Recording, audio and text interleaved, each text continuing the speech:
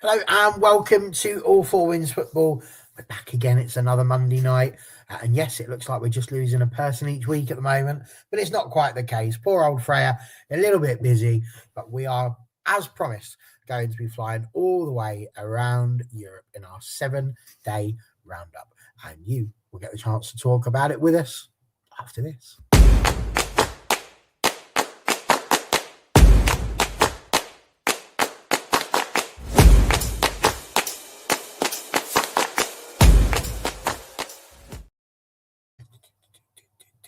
Love that song. I really am going to see if I can download that as a ringtone at some point or something like that, just so I can be bopping along to it on the way home. Hello, welcome. As we said, it is another very simple day where we talk a little bit more about women's football. Lots to talk about as well, Liberty. Good to have you with us tonight. It's going to be interesting. We've not done a two-hander on here before, so it'll be very interesting to see how we get on. Lovely to see you back over this side as well, Couture. Welcome. So yeah, Liberty, how are you? Everything okay? Yeah, everything's good. I've watched enough football this weekend alone to feel about three people, so um, I'm ready. I'm ready, Barry. This I is haven't going to got be interesting. I haven't got a question because it felt silly asking you a question solo. But I have a fun fact instead. Okay. I did some maths because before we came on, I was watching London City versus Spurs in the FA Cup, 1-0 and up. I started the second half. I counted how many of Spurs' players specifically. I didn't even look at London City, but how many of them played in Sweden? 7 of their starting 11 played in Sweden, with a further 5 on the bench also having experience in the Damallsvenskan. I was quite impressed by that because I was just looking at it. I was thinking, that's a lot of players. 16 across the entire matchday squad have played for at least one club in Sweden. Some of them more. I just it was interesting to me to see the numbers on that. But yeah, I don't have a question. That was just my fun fact. It's quite a fun fact and very interesting as well. And like you say, I mean, what does that make it? Does that make the WSL, the next league in order for the progression of these players from Sweden? Or is it just an easy? I don't know. What would you reckon? Why do people seem to come to the WSL? Because we had this. I think there was a stat that went out a few weeks ago that was saying that most Swedish players are in the WSL or playing in England rather than any of the other top divisions around the world. So why do you think it is that the WSL seems to be where they go? Um, Funny you should ask this because I was actually asked this for an interview. I don't know if anyone knows the women's football Daily Mirror supplement that comes out each month. It's like a newspaper each month that the Daily Mirror do. I was speaking to a guy who I know who writes in it, and he interviewed me about this exact thing. And I essentially said, "Well, one, money is better. I'm going to be like brutally honest. It's better here than in Sweden. You can get paid more, so that helps. But all in all, there is every player will want to um, improve in some way. And I think naturally, the styles between the Damallsvenskan, for the most part, and English football clubs in the WSL are quite similar. So it's natural that you'd want to progress in that way instead of going somewhere like Spain, where the style is quite different to Yeah. Sweden. So I think that, and also the WSL isn't very attractive at the moment for any footballer. It is seen as, the whether I or you agree, it's seen as the best league in the world. And naturally, it comes with a lot of buzz and a lot of attention that players would not get if they stayed in the Damallsvenskan, especially young players who are trying to break into national teams, whether that is the Swedish or any other national team. You are more likely to be seen in England than anywhere else. So I think that also helps if you're looking at kind of getting your foot in the door for your national team, especially in the senior squads. But yeah, I think it's money, it's the hype and publicity around the WSL, and the sort of it's a natural next step, I think, in terms of a player's development. That it's not too far off Damallsvenskan in terms of style and in terms of how the football is actually played, but it's enough that you're pushing yourself out a bit rather than sort of just middling. That seems reasonable, for sure. So, what are we going to talk about today? Well, as we said, we're going to talk a little bit about the Champions League. We're going to talk a little bit about the Europa Cup as well, as requested. I'm hoping to goodness that Sipaway makes it into the chat after talking to us about wanting us to do a bit about the Liga F and Bundesliga, because we've effectively put Liberty on house arrest. It's been a little bit like the olden days where the Egyptians, doing what they were doing with the slaves that they had there. Have some of that, build those pyramids. That's what we've been like for Liberty, very much so, because we've been saying to her, make sure you know all about Liga F and Bundesliga. As a result, as she said, she's consumed enough football from those two countries, probably the size of several small children, I would imagine, the amount of TV you've had to watch there. So that's really good. And of course, we're going to talk about the Women's FA Cup, but we're going to leave it until London City Lionesses and Spurs has finished, providing we're still online. We should be. There's only 40 minutes left of that game, so I'd be surprised if we're not. But it's currently 1-0 to Spurs, and obviously we'll then run through all of the things that happened in the Women's FA Cup this weekend before we move into the international windows. So lots to talk about, and of course, we'll be telling you a little bit about Botafogo, which I know, I get it. It's not in Europe, but we did promise that we were going to do that each week. So we're going to take a brief hiatus to Brazil just to update you on how they're getting on. So there we go. That's what we're looking at. We'll kick off. What we're going to kick off with first, Champions League or the Europa Cup?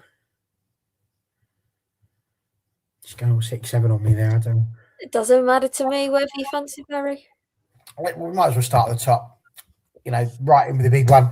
And let's go straight into the Champions League, because it was obviously... Actually, no, it's not. Let's start with the Europa Cup, because that all finished on the Wednesday, didn't it? So if we're doing a 7-day roundup, that was all nicely tied up in a pretty little bow. So we'll kick off on that one. They've already had their quarterfinals in the Europa Cup. Now, Hammarby were 1-0 up after the first leg.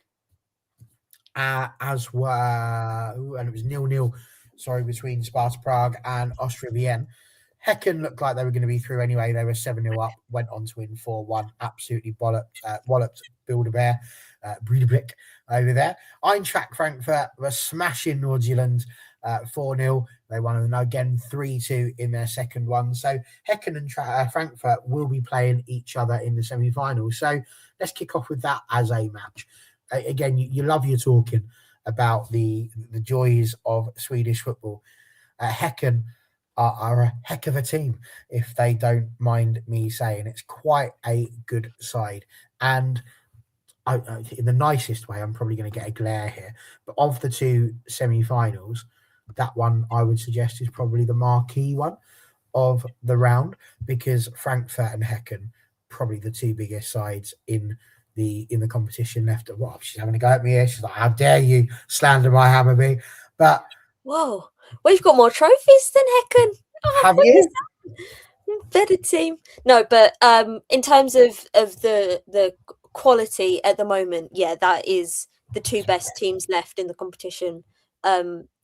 Purely for the fact of how much Häcken have scored recently. They scored another 11 today in the Spencer Cup. Okay, the caveat is they were playing a team 2 divisions below them. So if you were here last week, I compare it to the FA Cup, and they're playing Gefle, who play in Division 1. So that's 2 divisions below the WSL. The Damallsvenskan. And also, obviously... Damallsvenskan, same league. And obviously they won the Damallsvenskan, so it's like the top of the top against 3rd division. It's like if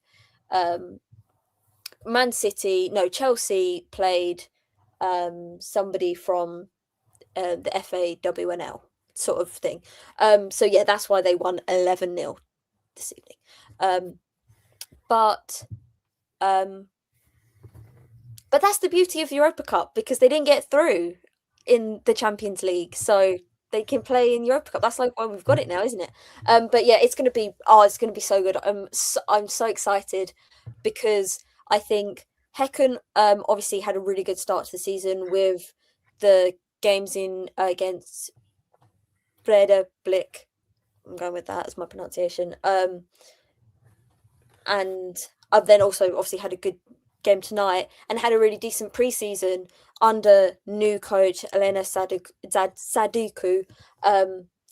And I think Frankfurt are hitting really good form now when it kind of matters, compared to, the beginning of the season, especially in the Frauen Bundesliga. They were really struggling. They dropped really unnecessary points, but now they're up to third with a game in hand. Not a game in hand over other teams, but like there's 19 game weeks and they've only played 18 games. German weather is really messing with the calendar at the moment.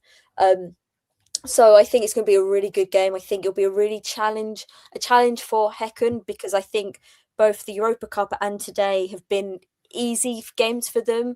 It's not exactly been the most challenging of football against them. So it'll be really interesting to see what they look like against a team that is matched up to them.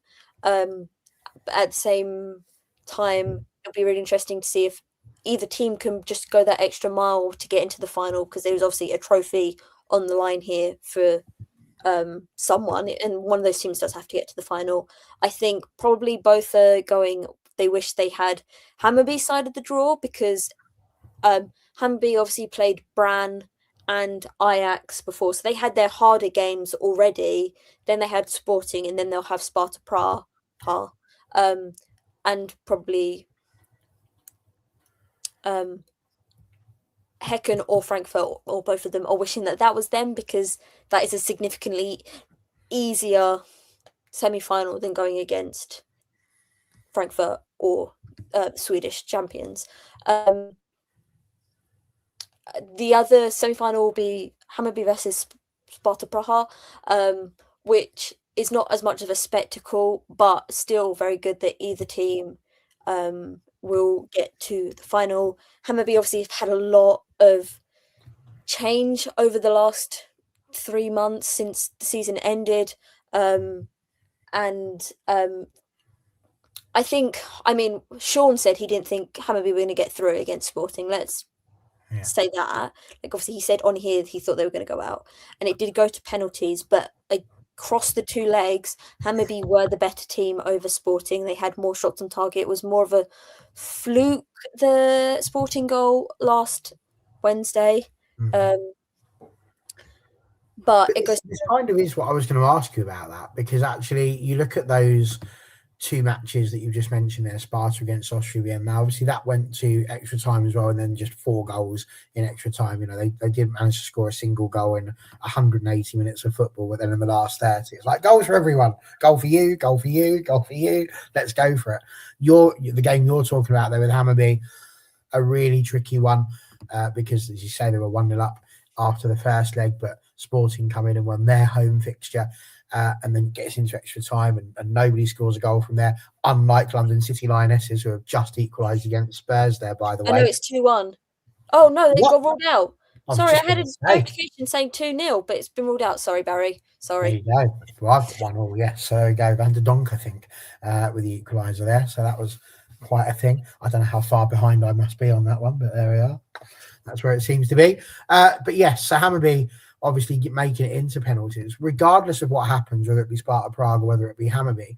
Do you feel that Frankfurt and Häcken are going to be the favourites on this one, which would seem weird because Hammarby have done incredibly well in Sweden as well, but just because of how the games have gone, would you put them in there as favourites? Because as someone with no real major knowledge within that, if you were just looking at how teams have performed thus far, you would sit there and look at the way Frankfurt and Häcken have played, and you'd automatically think that, well, if these guys are having to go to extra time and these guys are smashing teams 7-11 goals over 2 legs, you'd potentially think that is that a dangerous way of thinking? And I know that Hammarby are, the love of your life in that respect, but just putting that emotion to one side and looking at it objectively, why would people be wrong to think that? Because Hammarby are much better. Not right. Complete bias aside, I have no affiliation with Hammarby here as I'm talking now. Hammarby are a much better team than both Gefle and Breidablik. That is like so. I think yes, I would say whoever wins the semi-final between Frankfurt and Häcken are favourites, but I wouldn't say that I'm going to rule out Hammarby and or Sparta Praha in whoever goes through on that semi-final, because I think all four teams that are left are decently level in terms of the talent they have, of what they can do, and also all have won trophies and have experience in finals. It's not like one of these teams is like never played in a final before. That's how you get to like the Europa Cup. You have to have like this sort of experience of these big moments. I think the difference specifically between Häcken and Frankfurt and Hammarby here is Hammarby have had not a complete, but of 11 starting players at the beginning of last season, 8 or 9 of them are gone, whereas Häcken managed to hold on to a big majority of their starting 11, other than the ones who left for Spurs, who are now a goal down to London City. Thank you very much. It's like you read my mind. Their best players in Skröda, in Jusuba, in some others are still at the club and still playing together, whereas Hammarby are basically starting from scratch again with a bunch of mostly children. So I think that's why you're seeing these really big score lines, is because they've basically been playing together for over a year at this point, whereas Hammarby have not. That being said, I do think whoever goes through out of Frankfurt and Häcken will be favourites, but I'm not ruling out whoever is playing against them, because I think everyone's well in with a chance of winning Europa Cup. I think that's the beauty of the Europa Cup at this point. Everyone, I think, has a shout at the trophy. I'm looking at you as well, and I don't say this to be glib or anything like that, but I'm sure you are hoping it's going to be Häcken against Hammarby, so that the world can hopefully see a bit more about Swedish football, because you talk about it. It is obviously one of the biggest loves of your life. So to be able to sit there and see two Swedish teams in the second rung of European football going in there in the first ever Europa Cup final as well, I would imagine that's just the sort. And surely to God, this has to be on the telly somewhere when it comes to the two-legged final. I mean, it is an absolute travesty if we don't even get to see the final. Yeah, I'm undecided if I want it to be an all-Swedish final at the moment, purely because I think last season Hammarby and Häcken played each other only twice. They managed to avoid each other in the Spencer Coupe because Häcken went out the semi-finals. But when you have, it's sort of like, how many times can United play Chelsea in a league season kind of thing? Yeah. It gets to a point where you're like, oh, please let us play someone else. So I would love for it to be an all-Swedish final, so that if people could watch, they're seeing the talent that is on display in Sweden, especially because nobody's really seen this sort of like Häcken super team yet this season, because of everything's not being available to watch. However, if it was Häcken versus Sparta or Eintracht versus Hammarby, I'd still be happy, because I think that the beauty of the Champions League and Europa Cup, European football in general, is to have eyes on as many different leagues as possible. And so yes and no, I just like when people can watch as much international football as possible. Yeah, I think that's right. And like I say, I think the Europa Cup final has got to. I mean, I don't know who I need to petition about this one, or whose doorstep I need to turn up on, but it's got to be. You can't have a whole season of a brand new competition, and then you've no, even if it's just on like the UEFA website or something, it's got to be somewhere, surely, to goodness, if they're going to try and make it worthwhile at all, that's got to at least have something on there. Couture's asked an interesting question here. So do you think Hammarby should have held on to Holmberg and Wangerheim to win this trophy? You talk about these, Häcken keeping their team together and having the players. Is there a part of you that thinks that maybe they should have kept Holmberg and Wangerheim? No, purely because I don't believe in holding back players for like a club's own gain. I think that Hammarby knew very well that this was going to be a big possibility, that we were going to lose as many players as we did. And I don't think they should have held on to players because they could have won a trophy. I think that that's kind of cruel, and also could stunt a player's development. I think specifically Smilla, we've seen her do really well since she's come to Arsenal. And I think that a move was right for her at the time. So no, I don't think they should have held on to them to win a trophy, especially when it's not a guarantee. But I also think that the players that Hammarby have signed in this window, but also last summer, have more than enough talent to get them a trophy and, get to a final. So I think that Hammarby have done very good business. Fingers crossed. Hammarby done very good business. So I think that even though we've let go of so many players, the people that have come in are more than capable of taking them to a trophy or at least a final as well. And also I think that the Europa Cup, because it's brand new, is like this unknown. And I think that either way, Smilla and Ellen, but also the new players that have come in, are all going to have their like stance on creating history in this first season of Europa Cup. That was a very long way of saying no, I don't think they should have held on to them.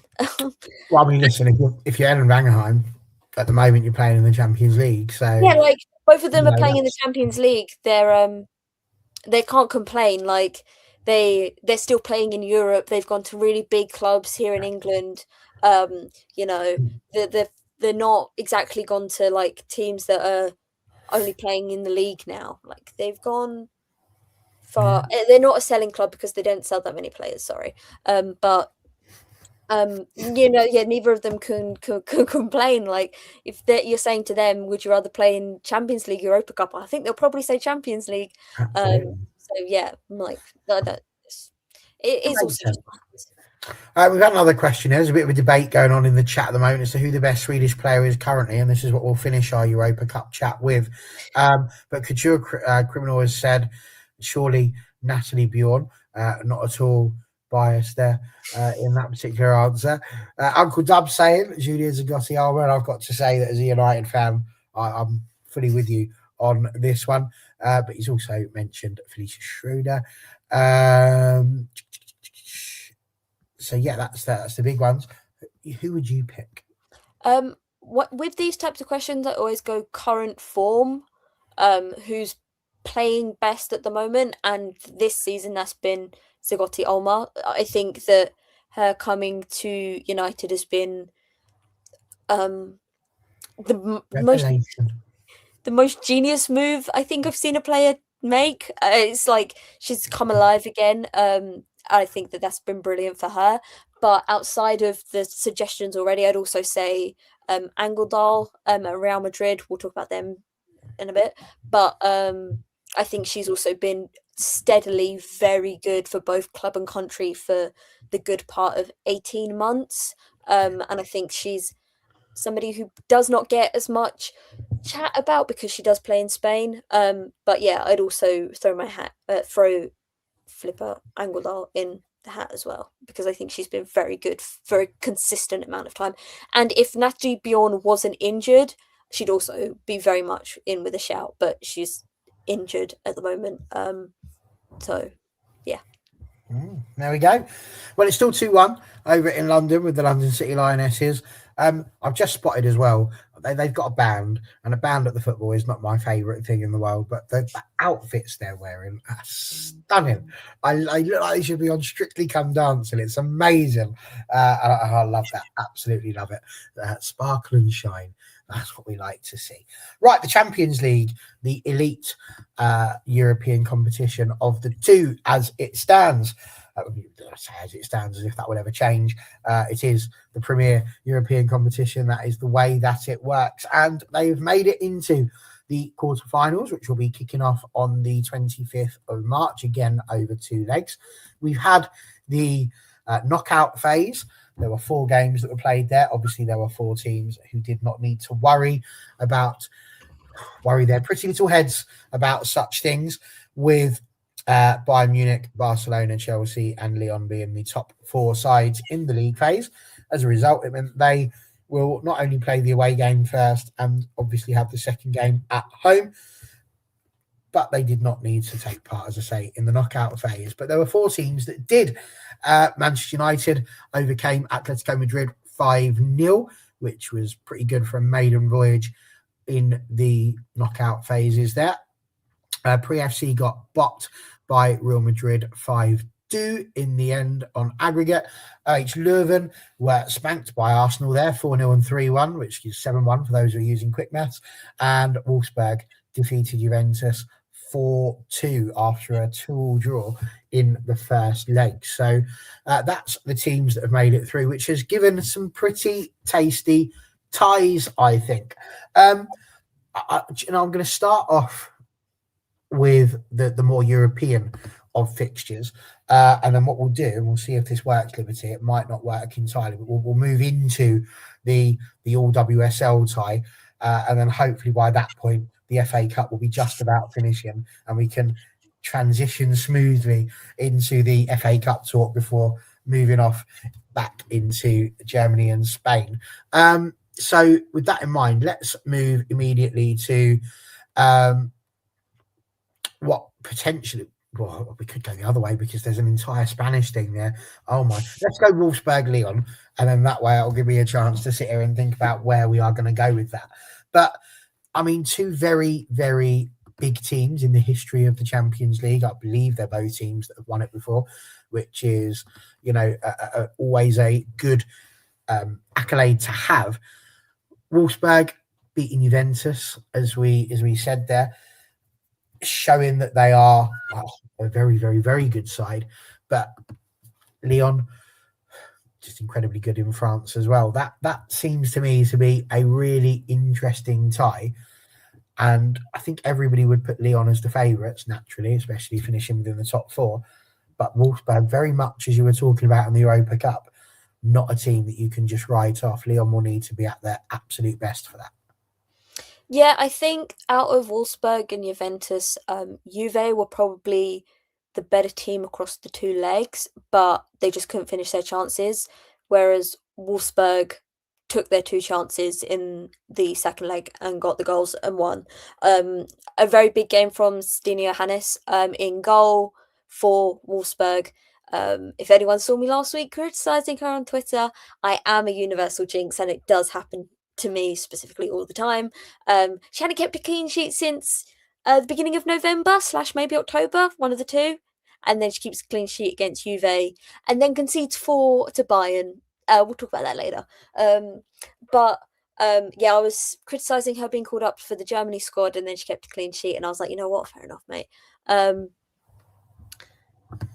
Wolfsburg are very, very confusing to me. I think that they are a team that plays like their heyday is way behind them, but they're still riding out the joy of it. When it's like at the tail end and you're still going, but it's like you it's gone, but you're still holding on, kind of thing. I think that we've seen, last season in the quarterfinals, Barcelona absolutely blew them away, and I fear that we could be looking at a similar thing here, but obviously with Lyon playing Wolfsburg, because I think that it's as much as both teams very much deserve to be in the quarterfinals of the Champions League, there is a difference in terms of talent and in terms of what the tactical brilliance of the managers, let me put it that way, between the two sides, that I think that anyone saying that Wolfsburg are gonna win are probably Wolfsburg fans, but I have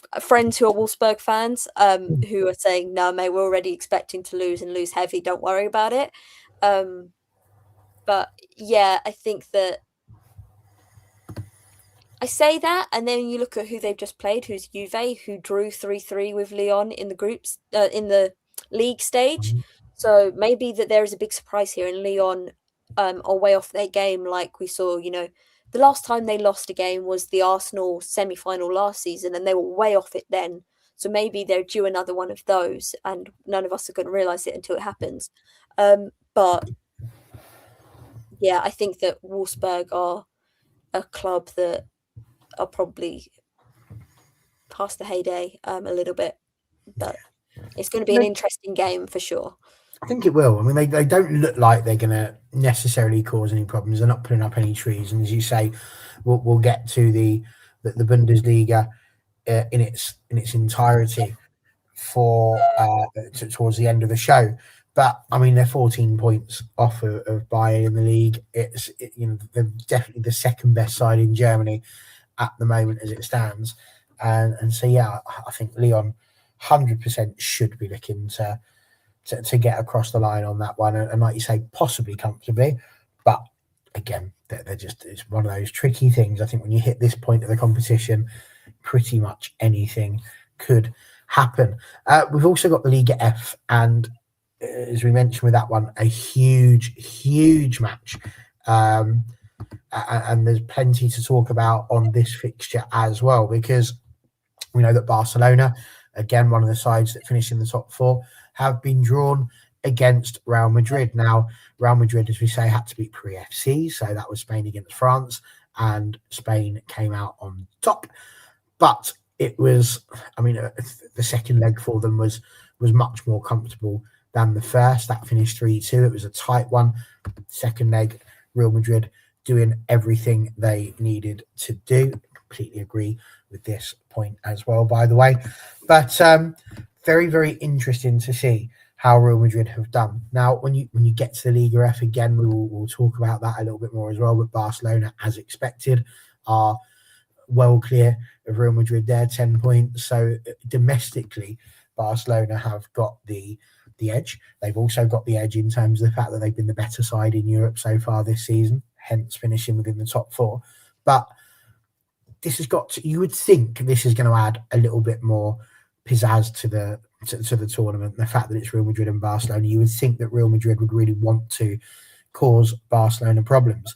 But then equally, they're going to be playing, I think it's called the Di Stefano Arena, rather than at the Bernabeu, which seems a little bit counterintuitive, because I think all of the other teams in the quarterfinals, including Manchester United, will be playing their home game at the club's main stadium.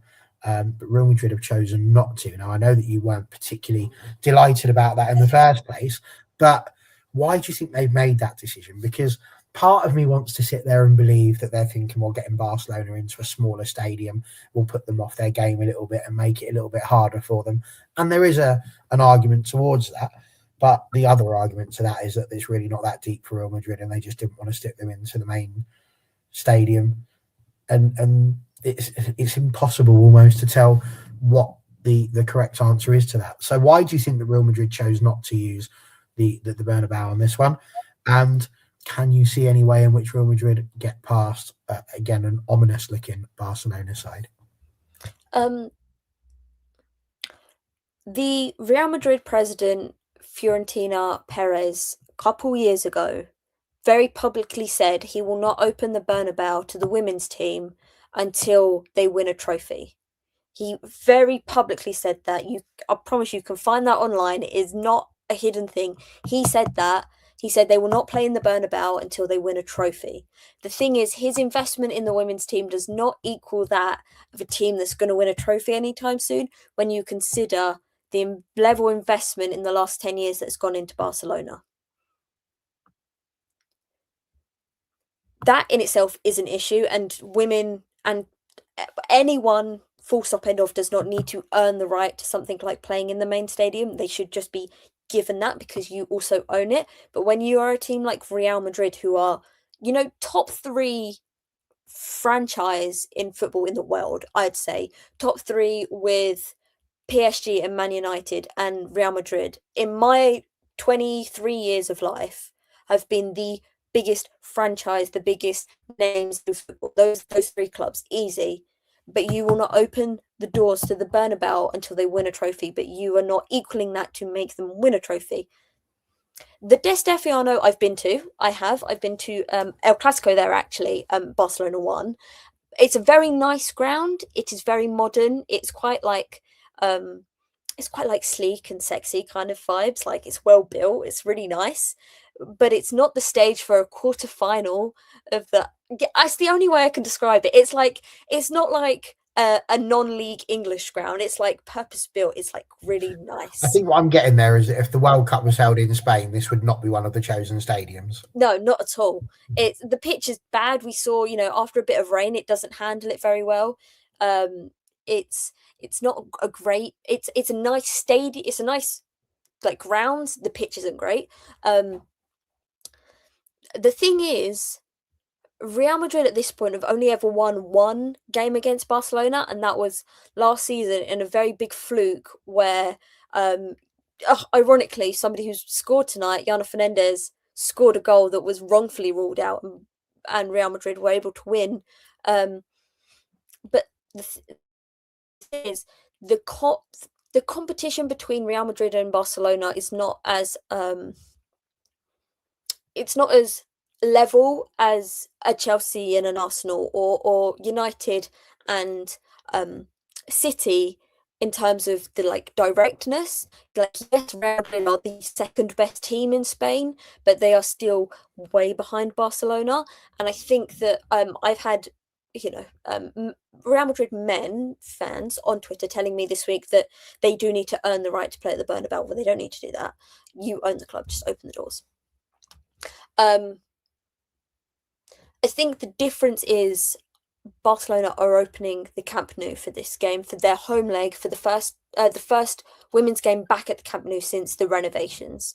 So they're saying, yeah, Real Madrid's coming to. Well, they actually said whoever won between Paris and Real Madrid would be playing in the Camp Nou. It was not going to be a thing of because it's Real Madrid will open the doors. But am I right in? I mean, I could be entirely off the mark here, and I might be remembering something from a dream of some sort. But wasn't there a big sort of to do about the fact that the Nou Camp had been sold out for a game between Barcelona and Real Madrid women?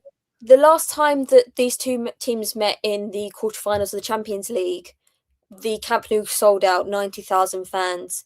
The first time I believe, do not hold me to this, I believe it's the first time that the women had played in the Camp Nou, it was 90,000 fans, and that game ended 5-2 to Barcelona in the very famous, the first time Alexia ever did the bow, like the very famous thing that she's now become known for. That's the first time she ever did it. And there is a documentary on, I want to say it's on DAZN about the game. Very good documentary. I'll put it out there. If you want to watch that, it's very good. Can you see him getting 90k again? This time round? I can see them get, I think that how quick of a turnaround it is, it being like just the other side of the international break, maybe not 90, but I think 60 quite easily. I think it will be a really good game because people want to come and see these two teams play each other in the biggest stadium of all. This is like the Camp Nou is a place where fans of football as a game want to go. It is like quite an iconic place. It's like something like a Wembley or something like that. So I think that it'll be a very good crowd. I don't think it'll probably be a sellout, but it'll definitely be a very good turnout. And I think Barcelona will blow Real Madrid away. Linda Caicedo actually went off injured over the weekend. So depending on if their best player is available for them in a game that's, just over a month away, or big decider, but I think Barcelona are going to be easy winners. I think that I can't see anyone but Barcelona winning this tie, to be honest. No, I think we're all expecting Barcelona and Lyon to be the side that come through on Excuse me, those sorry. two games. That's right. Crack on. But yeah, the third game that we can talk about there, and again, I think it's quite sad that Real Madrid haven't decided to invest in their team as quite as well as they could have done there. And somebody mentioned a bit earlier on, it's not the men's side, it's the club's, not men's ground, it's the club's ground. Exactly that. I fully agree with that one. But another quarterfinal, and listen, I would say it's the most exciting tie for me. I think it is, but exciting because of the fact that we've got, the old guard in terms of Bayern Munich, a side that have been in the Champions League quite a bit, maybe not necessarily fighting at the final stage necessarily, but certainly a side that have been represented within the Champions League over the years against an incredibly new side in Manchester United. And this one is a very interesting one. Again, I've just come off of the other channel, and there's a lot more positivity around United fans, it seems, that they could cause an upset against Bayern Munich. Now, what's really interesting here is would that be seen as an upset? Again, we talk about Bayern Munich. They are bossing the Frauen Bundesliga. And to me, this is a really, really interesting match. United played Wolfsburg, and that was a really tight game. That was a very tricky one in the competition. You would imagine Bayern Munich just beat Wolfsburg this weekend 4-1, which again we'll get to. So to me, that's a really big step up. And I do worry that there are some United fans that just like, oh, Bayern will get past them, no problems whatsoever. But actually, that could be a really interesting game. Now, I can sit here and talk about what I think Man United can provide and how well they might do against Bayern Munich. And I think what has to be said about United this season is that they have not looked out of place in any of the competitions they've been in. They played well in the WSL. They've been up there and fighting against the top three sides. There's not been as much of a difference. They're not losing the games as much. Yes, they've just lost in the FA Cup, as we'll mention in a bit, but it's been an incredibly tight set there. They've made it into the Sandwich Cup final, and now here they are in the quarterfinals of the Champions League. And again, apart from one game where they did get a little bit bopped in the Champions League, they've generally played really well. But Bayern Munich are again another good footballing side. So I would be fascinated to hear what you would think, what your analysis would be of this particular match. Is there a decent chance for Manchester United to come out of this? Will it all depend on how they get on in the first leg, if they've got a lead to take to Bayern? What do you think is going to need to happen? What's the key for Manchester United to be able to get past Bayern and into I've got to say, an unlikely, as in nobody imagined it when we first got into the Champions League last season, semi-final? I think if you're Manchester United, you're looking at playing Bayern as a good thing, because you could be getting like a Barcelona, and like you're thinking, I think there's more chance of a result against Bayern than against a Barcelona. I think that first off, I think depending on who's available for United and who Skinner can field, if he can field his best 11, there is very much a chance that United take the game to Bayern and kind of make them sweat a bit, because the opposition that Bayern play in the Frauen Bundesliga is a step below Manchester United. That is just a fact. Manchester United are a very good team. That is also a fact. So I think that if you're a Manchester United fan or a player or Mark Skinner himself, you're thinking we can definitely get something here as long as the injuries are not too bad. The thing with Pernille Harder, sorry, I've just seen this comment. She doesn't need a whole match. She doesn't need 90 minutes anymore. 30 minutes is enough for her. Look, we were 2-0 up against Bayern at the beginning of the Champions League this season, and it finished 3-2, was it? Maybe more, because of Pernille Harder. Last season, they did the exact same thing because of Pernille Harder. She doesn't need 90 minutes at all. Like 30 minutes, a full half, and you're laughing. Like, she genuinely is that good that you don't need her to be playing 90 minutes. And the thing is, they are able to sub on players who are just as good as her. They've recruited very well. And if she only plays 45 minutes, the people they're bringing off the bench to bring on to replace her are just as good. That's the issue. I think that's where United will have to match up. As I say, I hope that United have a really decent squad with their best players, because I want it to be an even game between the two of them. I want United to have a sort of hold in the game, because I think they deserve it. They've had a really good Champions League, and they deserve to sort of go as far as they can and push as far against really good opposition like Bayern. I don't think it's going to be easy. I think this is going to be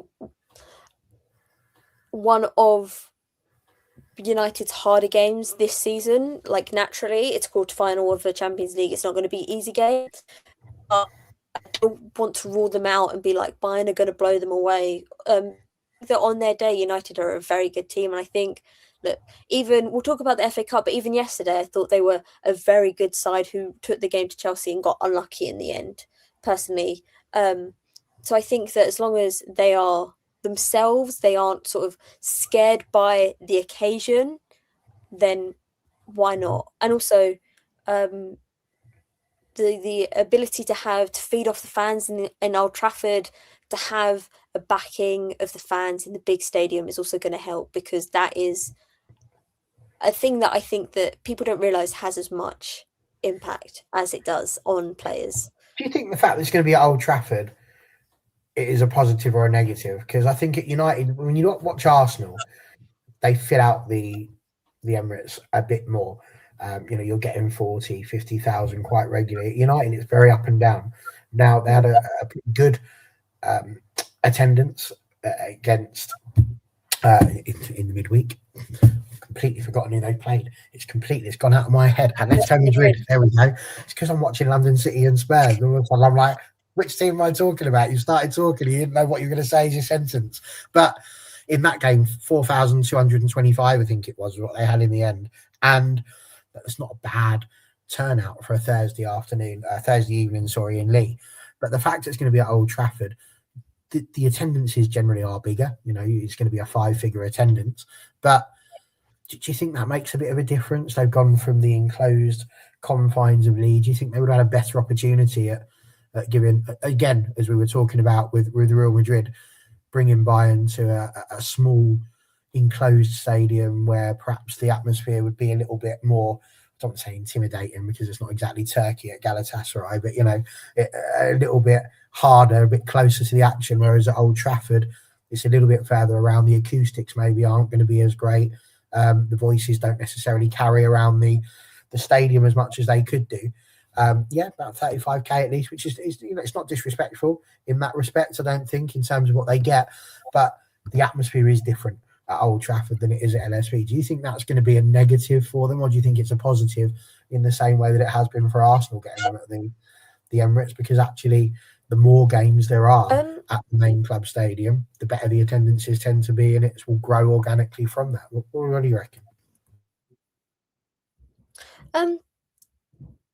I believe these games are happening during the men's international break. Is that true? Have I made that up? I think so, 25th of March or something like that. It's around. Yeah.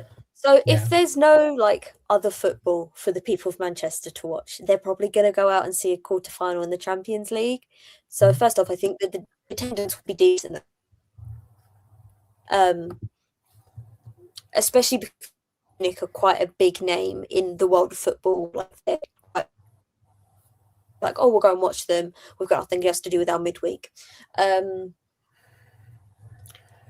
I think Bayern and United have a very similar situation here, where they get good attendances in the smaller stadiums. They create a good amount of noise in the smaller stadiums, but now they're going to be playing in the big stadium because, obviously, as somebody said earlier, United will be playing away at the Allianz Arena in Munich. God, I could not remember what the city was there. Sorry. I was trying to figure it out in my head. In Munich, obviously. So I think that way it will be sort of even, that they're both going to have these, really decent attendances at their smaller grounds that they play at more regularly, and now they're going to be playing in the big grounds. But I don't know if there's a science with atmosphere actually affecting players, especially the away club. I don't know if that is actually a thing, but I always get the impression that it doesn't really have that much effect because they're usually quite like locked in, focused on the game. Yeah. Um, that could be factually incorrect, and it actually has a really big impact, and I just am like unaware. But I think in that maybe it's like a slight disadvantage, but at the same time, United have played a really good amount of games at Old Trafford now where they're quite Old Trafford and also other main stadiums across the WSL where they're used to a bigger pitch. This isn't Yeah. going from only playing games at Lee Sports Village and other sized pitches to suddenly be playing on a really big pitch. So I think they're more used to that. As long as as long as they just sort of stay in the game, I think it's going to be fine across both legs. I think they probably have an advantage over Bayern because Bayern don't play on the bigger pitches in Germany nearly as much as United do, whether they're playing um, at Old Trafford or they're playing at the Etihad or they're playing at the Emirates or Stamford Bridge or wherever. They in Germany they don't play in the bigger grounds nearly as much. Bayern, as we'll talk about later, as I said, Bayern hosted Wolfsburg over the weekend and they only played in their Bayer. Is that what it's called? Bayern campus, like the smaller training grounds that they normally play on. They didn't open up the Allianz for the Wolfsburg game, which is the biggest game in German women's Sorry, I've football. got a funny feeling there's a penalty being given here at Spurs London City. I'm not sure if they've given a handball here. If it's anything like Man United Chelsea, it's just going to get waved away and it will carry on. But there's definitely a bit of a move. This is quite something. The London City players don't look happy. But I can't tell if it's been given yet or not. There's definitely some anger. It's going to be quite a thing because we are currently in the 96th minute when there's only 4 minutes to be added on. So we could end up with extra time going on here. It does look like it is going to be a penalty. It looks like Beth England stepping up to take it. Extra time. Extra time. Extra time. Just give you half hour to talk about the rest of the football, doesn't it? Yeah, exactly. Oh, this is tense. I like that I'm watching this vicariously through Barry, who's And it's in. There we go. She rolled it past. Keeper went the right way, but she squeezed it in. Brilliant penalty. 2-2. I feel like I'm on Soccer Saturday. Brilliant, Jeff. 2-2. Extra time looms large. Excellent stuff. I'd say she's put that in the perfect position. It's just one of those that curls away. Wow, that's quite something. Quite something that indeed. But yes, absolutely. So let's move on to the last Champions League game because that's going to be going on for another half hour now. Sorry, Barry, can I quickly answer this yeah. question? I want to clarify what I meant. No, I don't think it will affect them as in they're going to, suddenly be very off their games. But I mean, in a similar way to it's going to have as much impact as it has on the Bayern players as it does on the United players. They're in very similar positions where they're very used to playing in one size stadium. They're very used to having, good backing in. For example, United are very well backed at Lee Sports Village. They're used to the atmosphere, the pitch there, everything there. And now they're going to Old Trafford. It's going to be exactly the same for Bayern. Obviously, they're very used to playing at the Bayern campus. They get very good backing there. It's very noisy, but they're not having that. They're playing at the Allianz. So in the same way that I don't think it's going to affect them as in they're suddenly going to be really bad or whatever, but in terms of they're like quite equal, the two teams in that sort of way that they're not playing in their usual like home comforts, not because of the actual pitch itself. It's just like the home comforts of the place you usually play. Yeah. I hope that made sense. Fair point. Indeed. And the fourth of the quarterfinals brought up an all WSL affair in the, I mean, you couldn't write it really, but Arsenal and Chelsea. And I don't know what to make of this one. There's part of me that's like, wow, what a game. There's part of me that's like, is that really what I wanted to see? I don't know. I think it's great, first of all, and I don't refuse to apologise for being English on this one, but I think it's wonderful that there's 3 WSL sides in the quarterfinals of the Champions League. I think that only shows how the WSL is growing. I'm not saying it's the elite league in Europe at the moment, but it is certainly moving itself up there in terms of how well we are representing. So that I think is really good. But yeah, Arsenal and Chelsea, I don't know where that's going to be. I don't mean it in a negative way. I just, again, very much like Liberty was saying with the Swedish sides, seeing Häcken play Hammarby, they've seen that already. We've seen Arsenal play Chelsea, many times. So when you're in the Champions League quarterfinals, you wouldn't mind if it was the final. But at this point, you're like, what, again? As long as it's not Chelsea, Man City, let's be honest, because we've all had enough of that fixture, probably for the next 5 years. But Arsenal and Chelsea, obviously, we just spoke about a game, United, for me, where I had a vested interest in it. Arsenal, you're going to have a vested interest in that one as well. But as the neutral in this situation, I look at that and I think you've got a Chelsea side who are not at the peak of their powers. They're showing a little bit more vulnerability than we're used to a Chelsea side showing. But equally, an Arsenal side that are very Jekyll and Hyde, if you'll forgive me for being a poet there. They could turn up and be the world's best football team. They can also turn up and have an absolute stinker. And I know that's true of a lot of football teams. But it very much depends. And this is one of those where, Couture says, the biggest game in women's club football. You can understand that because Arsenal were absolute powerhouses once the likes of Southampton Women and Doncaster Rovers Bells had their time. Arsenal absolutely ran the show and Chelsea very much doing that now. But if these two teams turn up, and obviously they will, but properly turn up in terms of what an occasion that could be, and no, I wouldn't call it a fading force because I don't think you've hit that point. To be a fading force, you've got to be a bit like Man United on the men's side at the moment, where it's just they've almost disappeared without a trace and they're not bothering anybody.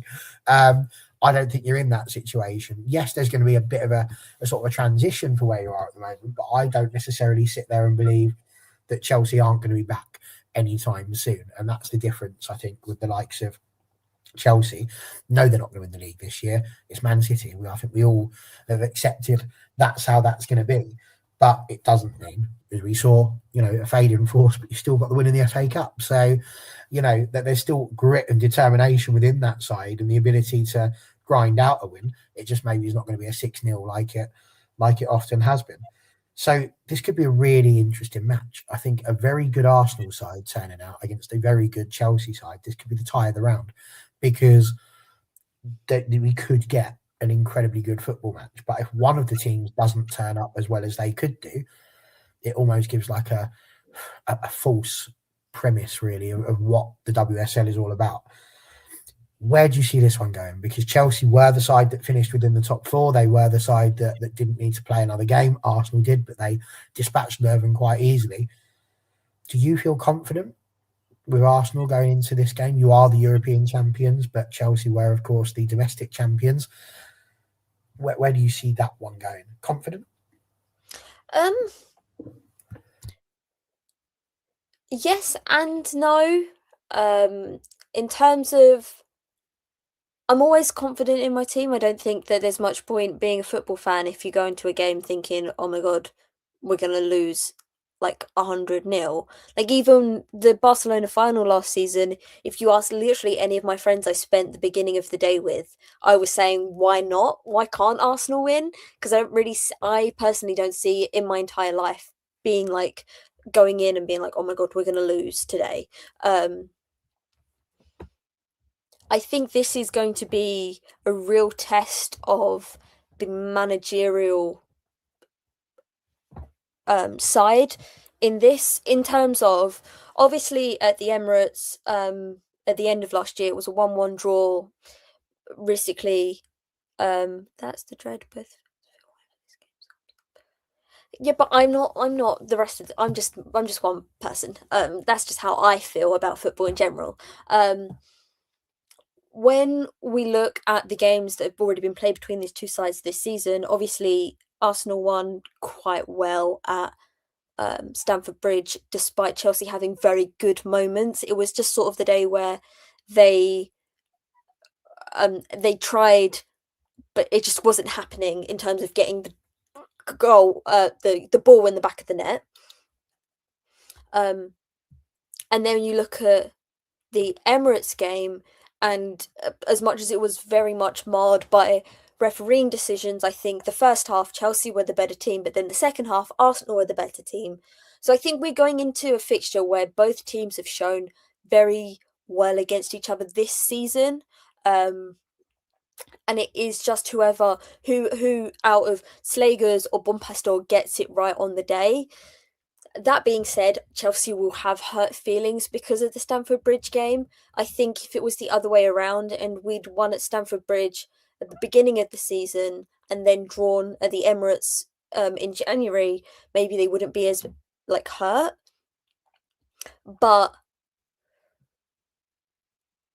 I think they'll have that sort of hurt of being like, you embarrassed us at home, our first loss at Stamford Bridge in the league ever, and they're going to want revenge, especially for a team where all we ever talk about with Chelsea is winning the Champions League. And Arsenal did that before they even got to another final, and I think they're going to be wanting to show that they are the team that should be getting to the final. That being said, that's going to be in the back of their mind. Because there's a lot of talk, we'll get to the FA Cup as we said, there's always a lot of talk about Man United almost seem beaten before they're even on the pitch, because there's a bit of a mental block because they don't beat Chelsea quite so much. Do you think Chelsea are going to have that in their mind, that this is because it's something that they really want, something they've not done yet, so effectively their holy grail? There's almost a chance they're going to try too hard, and as a result of that, try and force an issue, so they're not playing as naturally as they normally would. I think that's what happened against Barcelona in the semi-finals last season. As in, Bompastor came in and thought, this is how I want to play against Barcelona. And across the two legs, didn't change anything and didn't learn, and then had the exact same result in both home and away legs. Because in the home leg, the second leg, she didn't go, here's what I need to change to keep us in this game and hopefully gets back in it. She's quite stubborn in that. And I think that's what went wrong there, especially because there was so much onus on she'd won it as a player and she'd won it as a coach at Lyon, and she was coming to Chelsea to win it, that it sort of hung over her too much. That being said, I think that professionals at the top of their game like Chelsea are, you don't let that thing happen, really. You sort of try and park that when you step onto the pitch. Yes, obviously they're gonna subconsciously know that this is the big thing. And I know at the beginning of the season, for example, Hannah Hampton did an interview with Sky Sports where she specifically looks at a Panini sticker of the Champions League trophy and says, this is the only one we don't have. This is one that's expected of us and we still don't have it. And so it is definitely a thing they're very conscious of, but I don't think when the ball is in motion and the 90 minutes is counting down, they're going to be thinking about that. They're just thinking about what is expected of them on the pitch.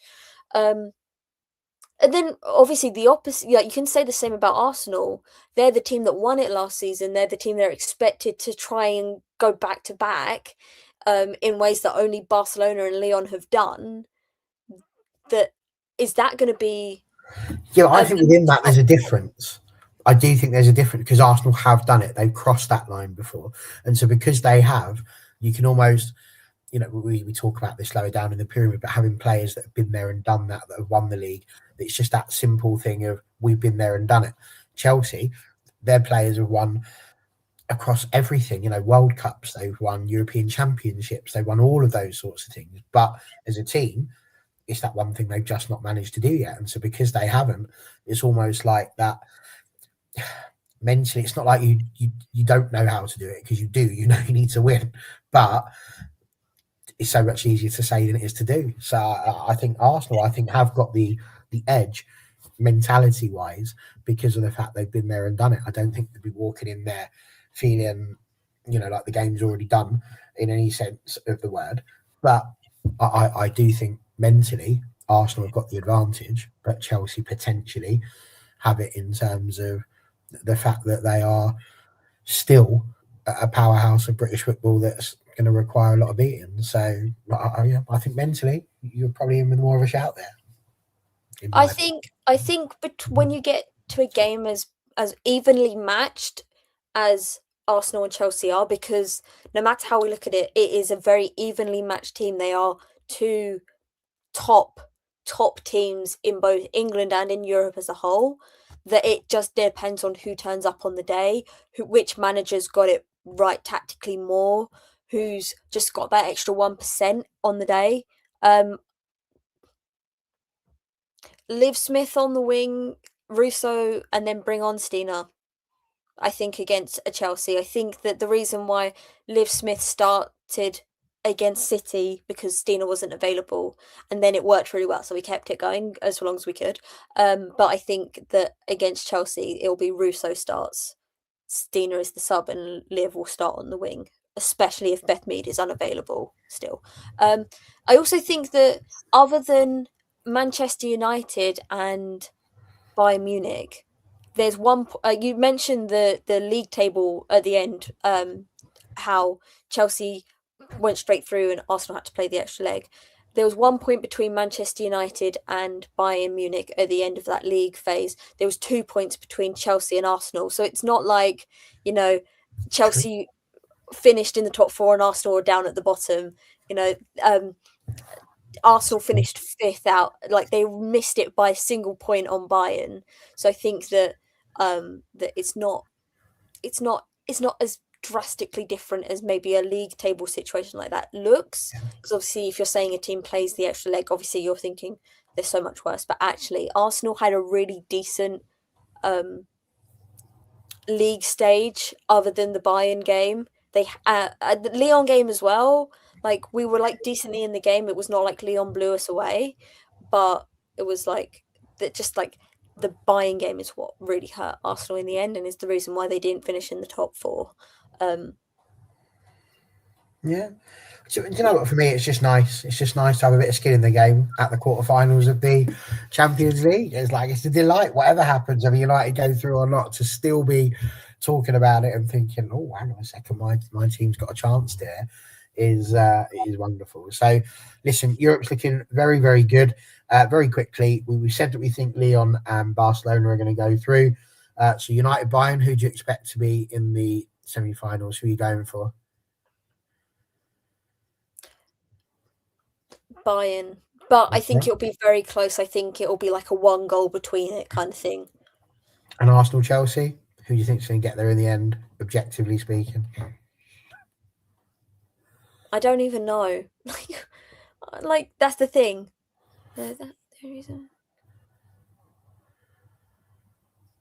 That's my opinion. I don't think it's revisionary to give my opinion.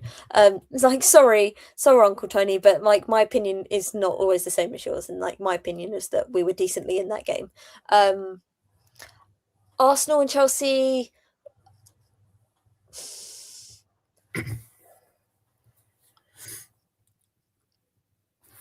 Like, I want to say Arsenal. Like, I really do. Like, yeah. I'd be lying to you if I said I didn't want to say Arsenal. I think obviously like what you just said about United Bayern just entirely applies here. Whoever wins it, it's going to be, Yeah, I think it will be very close. 1 goal maybe between it across the 2 legs, but for the party I will have. That would be quite something after how her time at Bayern ended. That would be like, wow. Indeed. And I don't think we actually said, but your Europa Cup final, did you go thinking it would be Hammarby and Häcken, or what's your objective brain telling you that final is going to be? Hammarby versus. Well, I mean, it's a 2-legged final. Let's not forget that. Yes. Hammarby versus Hammarby I think will win against Sparta. Hammarby versus. I'm gonna say Eintracht. Frankfurt, because I think that Häcken have not really had the sort of level of competition in these 3 competitive games they've played in 2026 for me to say, like, I really think it's going to be them. So for that, and in fact, I think that Frankfurt are hitting good stride right at the right time. I'm going to say Frankfurt versus Hammarby, but I think that the Häcken Frankfurt game will also be very close, sort of 1-2 goals in it. Fair enough. Well, listen, I think Europe's going to be quite something. I think you're quite right. Nobody could confidently predict it. It's very much just a guess. And you know what? I think I don't know what Couture Criminal would say about this, but I do think possibly. I mean, well, I do know what Couture said because he's just written it here. Maybe she gets the summer to shape the team in her image a bit more, so maybe they'll give her a little bit longer. But I think there will certainly be an amount of pressure on a Chelsea manager that there has not been probably over the last decade, really, because Emma Hayes, I think, would just about get away with that. Go on. I also think it depends on how the League Cup final goes. Yes. In terms of if Chelsea lose that, and then their only chance of silverware is the FA Cup and the Champions League, and then they go out the Champions League, I think then she'd really be on the rocks. But if they win the League Cup final, then maybe her position is more secure than they lose. Because that is a big game before those Champions League games. Like, they could all, either United or Chelsea will already have a major trophy, a trophy before those quarterfinals, essentially. Like, obviously, because that game's played before. But yeah, one of those two teams is already going to have a trophy, and I just think it is. I think fair over here. If they win the FA Cup final and League Cup, it's still a failure. I think for Chelsea, it possibly would be. I think Chelsea, because of how far they are off of City at the moment, I think that's the big thing. Like, as a United fan, you can take it as read that, you know, losing by sort of 4 or 5 points isn't the end of the world. But at the moment, for Chelsea to have dropped off quite as much as they have done, I can see why fans would consider it a failure, because they've been brought up on so much success. But there we go. Look, we've managed an hour and 12 minutes just on the Champions League and the Europa Cup, which, considering we both sat there and said it doesn't need to be a longer show tonight, is amazing. Me and Barry said it's going to be a short show. It doesn't need to be long, and we've only talked about European. 2 of the 5. Unbelievable. Spurs and Leicester and London City are still playing, so we've got time. Indeed. They're in a minute of injury time at the moment, so it's almost the end of the first half of extra time. And yeah, that is still 2-2. It's. Can I quickly say something before we move on from Europe, because I forgot to say about Europa Cup. Very quickly, I don't know if anyone saw the very, very brilliant tifo that Hammarby had at the home game last week. It was commemorating their unofficial European champions from 1986, when they won a very unofficial European competition. And very unofficial as in it doesn't mean anything, but it means something to us. And it was very beautiful tifo that all the tifos that Hammarby have are made by the fans. They are funded by fans. Everything is fan made in that sense. And it was a very beautiful tifo. I just wanted to give it a shout out, because before we move on, it was just very lovely. And yeah, very fitting that then they would go and win the penalty shootout in front of those fans where the tifo was. But yeah, if you haven't seen it, there's a picture on Hammarby's social media accounts. There's also one on Copper 90. They did a little post about it. If you want to find it on there, it'll probably be easier than going on the Hammarby page. But yeah, just a very lovely commemorative tifo of some very legendary players in Hammarby's history.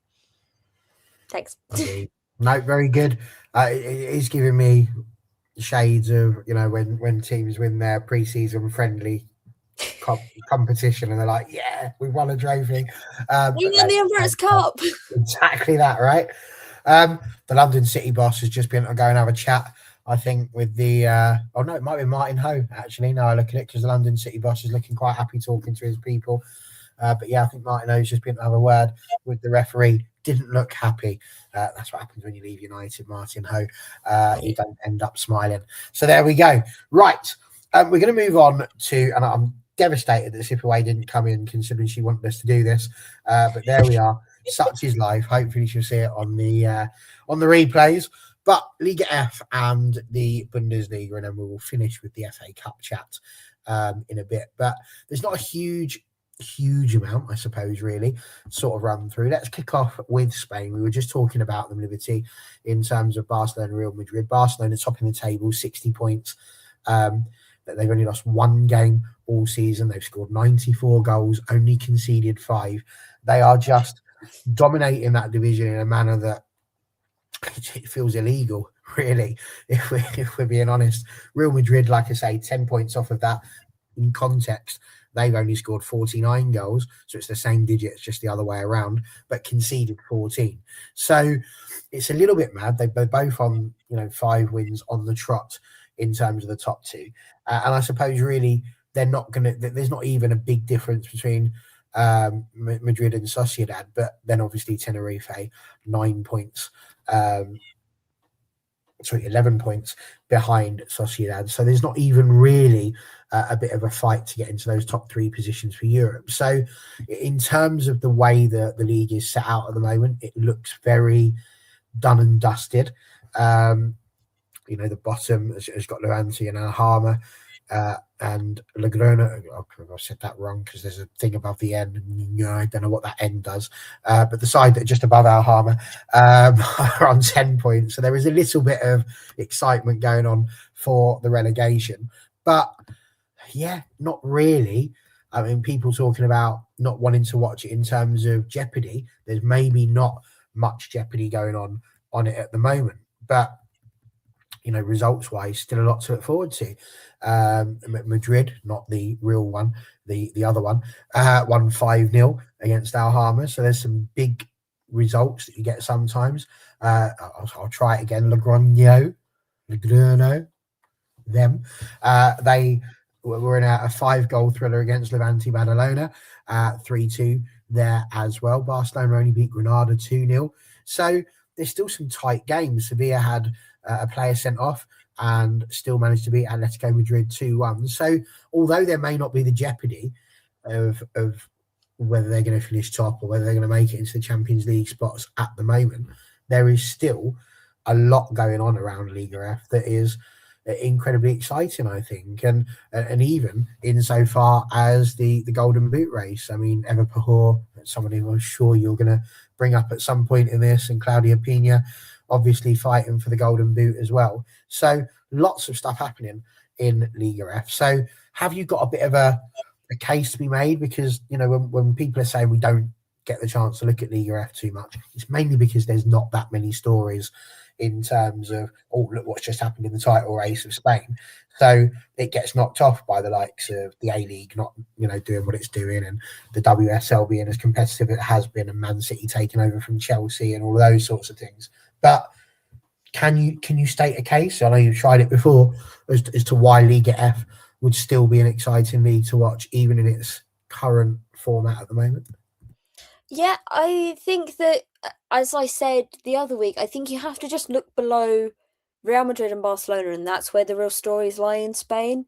The fact that Atletico Madrid, who finished 3rd last season, currently sit in 6th, and they're doing some quick maths, 15 points off a 3rd is big. They've had a really stinky season by their standards for a team that are consistently 3rd. They're a real shocker. But at the same time, Real Sociedad and Tenerife are really having a moment where they are really showing how much they can do and how much they can push. 3 points, Real Sociedad 3 points off of Real Madrid. They are a team that have had a really good, decent season, only 2 losses, which is 1 less than Real Madrid. They are having a very good season, and they're looking good for having that 3rd European spot come the end of the season, because there is a decent gap. Let me just check between them, and as much as I just said Tenerife are in 4th, there's 11 points between Real Sociedad and Tenerife. Some context for the Barcelona, you're saying they only won 2-0 because we're used to them winning 6. They basically played their entire children. Somebody said, I'm barely avoiding child labor. Like, I'm going to show you a picture, the 11 of everyone, but this entire line. Caroline Graham Henson obviously is older, as is Eva, but basically everyone else, and also Marta Torrejon, a legend. Basically everyone else is like 21 and younger. Vicky Lopez, Sydney Schertenleiber, Pina's 23. Clara Diaz is like about 18. Aisha is like also 18. Like these are they're playing kids, and they're still managing a 2-0 comfortable win. It should have been more. They had 33 shots and 10 of them were on target. And a big props to the Granada goalkeeper, Hayaro. No, sorry, hang on, let me try this again. Hayaro. So I'm going to say she made 8 saves and 3 punches. Like, she had a very good game in a game that had 33 shots, 10 on target. She managed to keep out 8 of them. So as much as we're saying, oh, it was only 2-0 for Barcelona, it's only a 2-0 win, they played lots of kids, and also the goalkeeper had a very good game. The thing is, when I said it was only 2-0, I wasn't trying to be negative to Barcelona. No, I know. I'm just saying quite well to have, even if it was the kids, you know, to not get boxed. I thought was quite. Yeah, no, but I'm just adding the context of why you did it beautifully, Liberty. But yeah, it was a decent game. It was nothing to write home about, but you know, the kids did. It's got to a point in the season where Barcelona can play the kids in the league, and the result is done because one, the kids are really good, like genuinely. You look at their, they can field an 11 of kids, and they're really good. They're probably either already in the senior squads for their country or breaking into the senior squads. They're not a miss.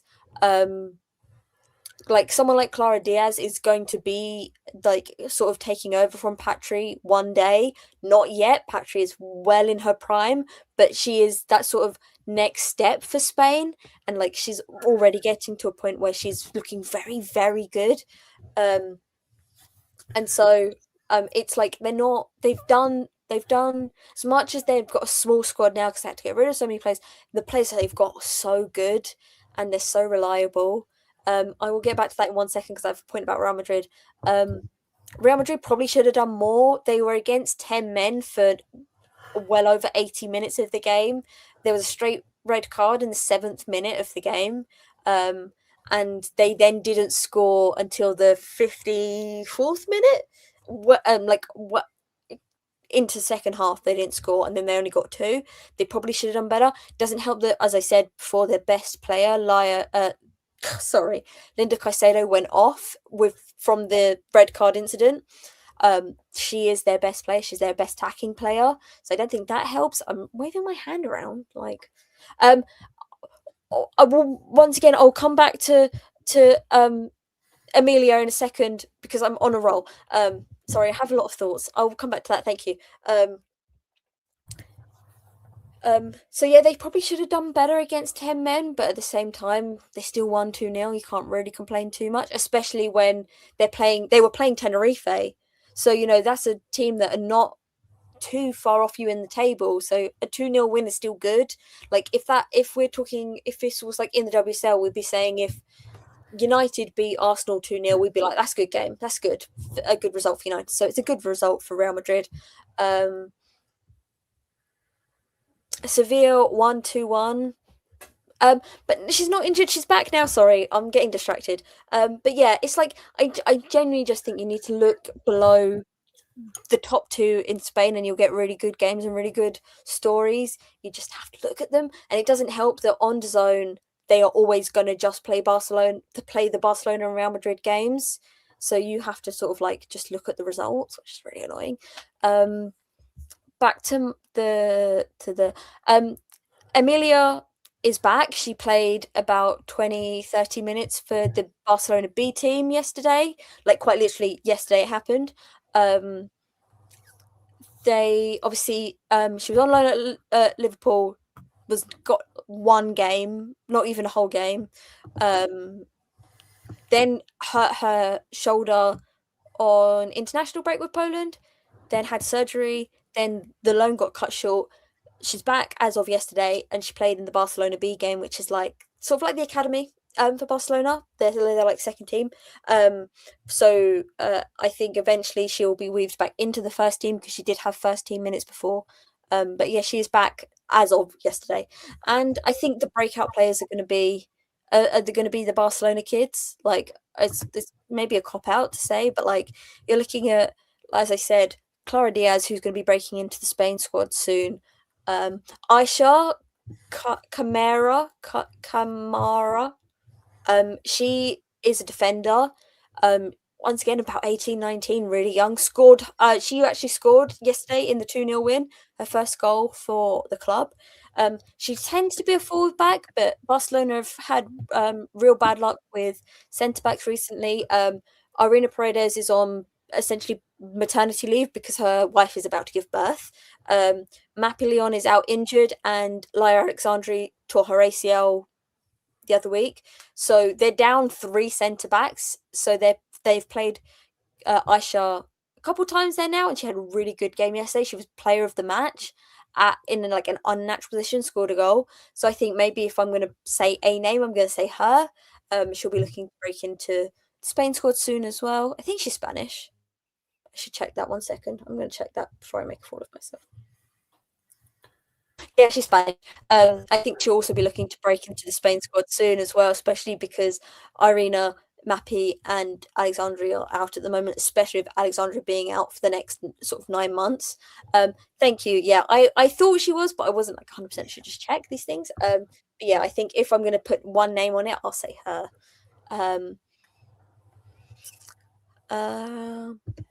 That's all I have for Spain, to be honest. Have had names like I'll sneak this one in because he got it in just before deadline day.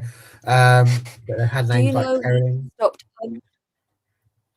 Because they haven't signed the sort of same talent since.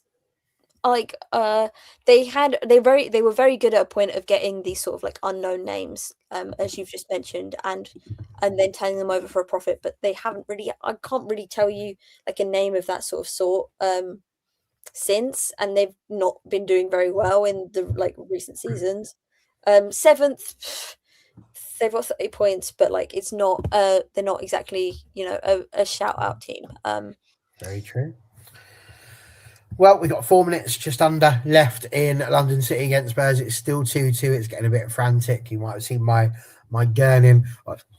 There's been a few bits that have got a little bit close, but it's not quite got there yet. I've managed to restrain myself and not be giving it the Paul Merson or anything like that whilst Liberty's talking. But rest assured, if that ball goes in the back of the net, you will hear me shout goal. So there we go. That is Spain.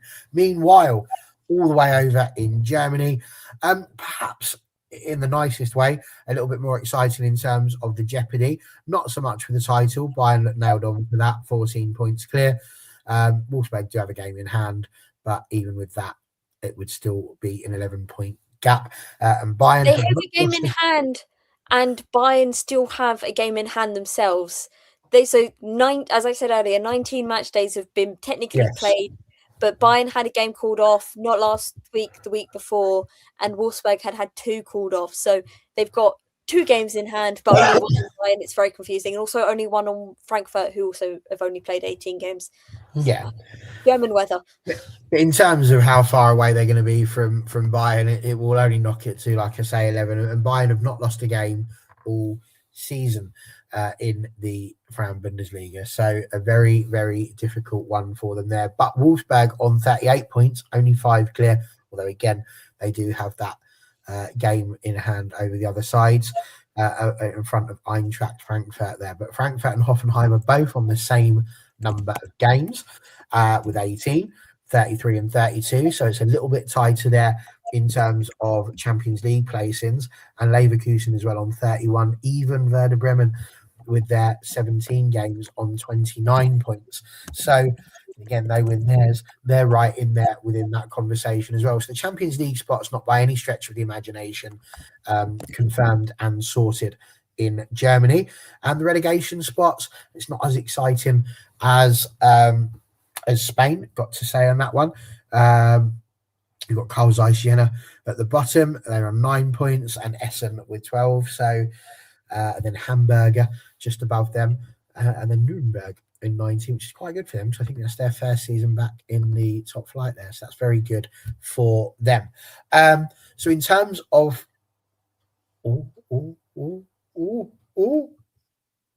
no. Honestly, it was like a minute to go, and all of a sudden Beth England was about to pull the trigger, and she didn't. So never mind. So yeah, the league itself looking relatively interesting. Again, at the weekend, some fairly decent results as well. As you said, we're at Nuremberg, a 5-1 win, by the way, over that bottom side, Karl Zeiss Jena, which is quite a result there. Werder Bremen only drawing with Hamburger, Hoffenheim beating Leverkusen, Bayern, as we said, defeating Wolfsburg 4-1, and Frankfurt beating Freiburg 3-0. So some pretty big games over there. And yeah, exactly. Only dropped points in the draw there. Very good point, Liberty Simons. Thank you for getting involved in the chat. Let's talk to your namesake, Liberty Simons, and tell us a little bit about how you feel about the Frauen Bundesliga, because it certainly looks, storyline-wise, a little bit more exciting in terms of the possible destinies of some of the teams in this division. Yeah, if you'd have asked me at the beginning of December, maybe even November time, if I thought Frankfurt would get European football this season, I would have laughed and told you no. And as I've said like at least 3 times now, I think they've hit good stride right at the right time. I think having these sort of yay penalties. I'm gonna keep talking though, because else we'll be here forever. They're not being taken yet. If you could put in the chat, somebody, how they tweet penalties on Twitter, could you do that so I can keep up, because I'm not watching it.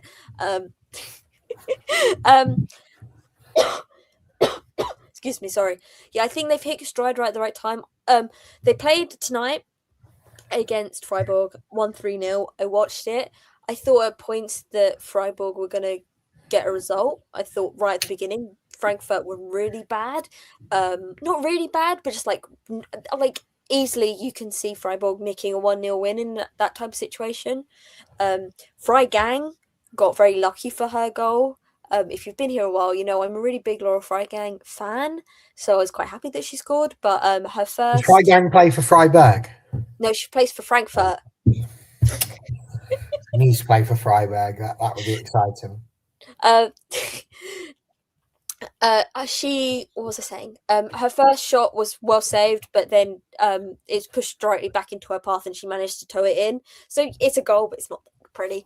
It goes in at 1-0 at half time, and then Elisa Zenz gets the second, and then Rebecca Blunkvist gets the third, who's been out injured slightly at the end of last season, I believe. So I think her injury record is not great. Obviously, she tore her ACL. Very much so. And also, if Rob was here, he'd be saying the exact same thing, because the amount of times Rob and I have spoken about Laura Freigang is hilarious. Sorry, what was I saying? Yeah, in the end, it was like comfortable. It was nothing really to write home about. It's the type of game result you expect somebody who is a consistent third, top 3 team to get. Yeah, like they're probably inspired by really good result last week and getting to the semi-finals of the Europa Cup. The Wolfsburg Bayern yesterday? Yeah, yesterday. Out of sort of nowhere, and held it for a decent amount of time. And then, as much as I praised Stina Johannes earlier, Barry's gone. I'm just going to keep talking. As much as I praised Stina Johannes earlier for a really good game against Juve. She makes two really big errors one error that leads to 1-1 and then like looks rattled and can't get back into the game and ends up being 4-1. It was really not a good moment for her, but also for the entire back line for Wolfsburg, to be honest. There's like no one was marking Damjanovic for the second goal. It was like she's like clean open. You're like thinking, what the hell are you doing? And at that point, like their heads are down and they know they're going to lose. So it just sort of goes from bad for worse for 3-1 and then 4-1 in the end. And it is concerning that this is the top two teams in Germany, and I think that Wolfsburg are really far off Bayern at this point in terms of I think the squads are vastly different. As much as Bayern have a quite old squad in terms of like you look at the rest of the top teams in Europe, their squad is quite a bit older on average. It works really well, and it is a team that play really well together, and they still have good young players. But overall, it is older, but it's just well oiled, and they had a new manager this season.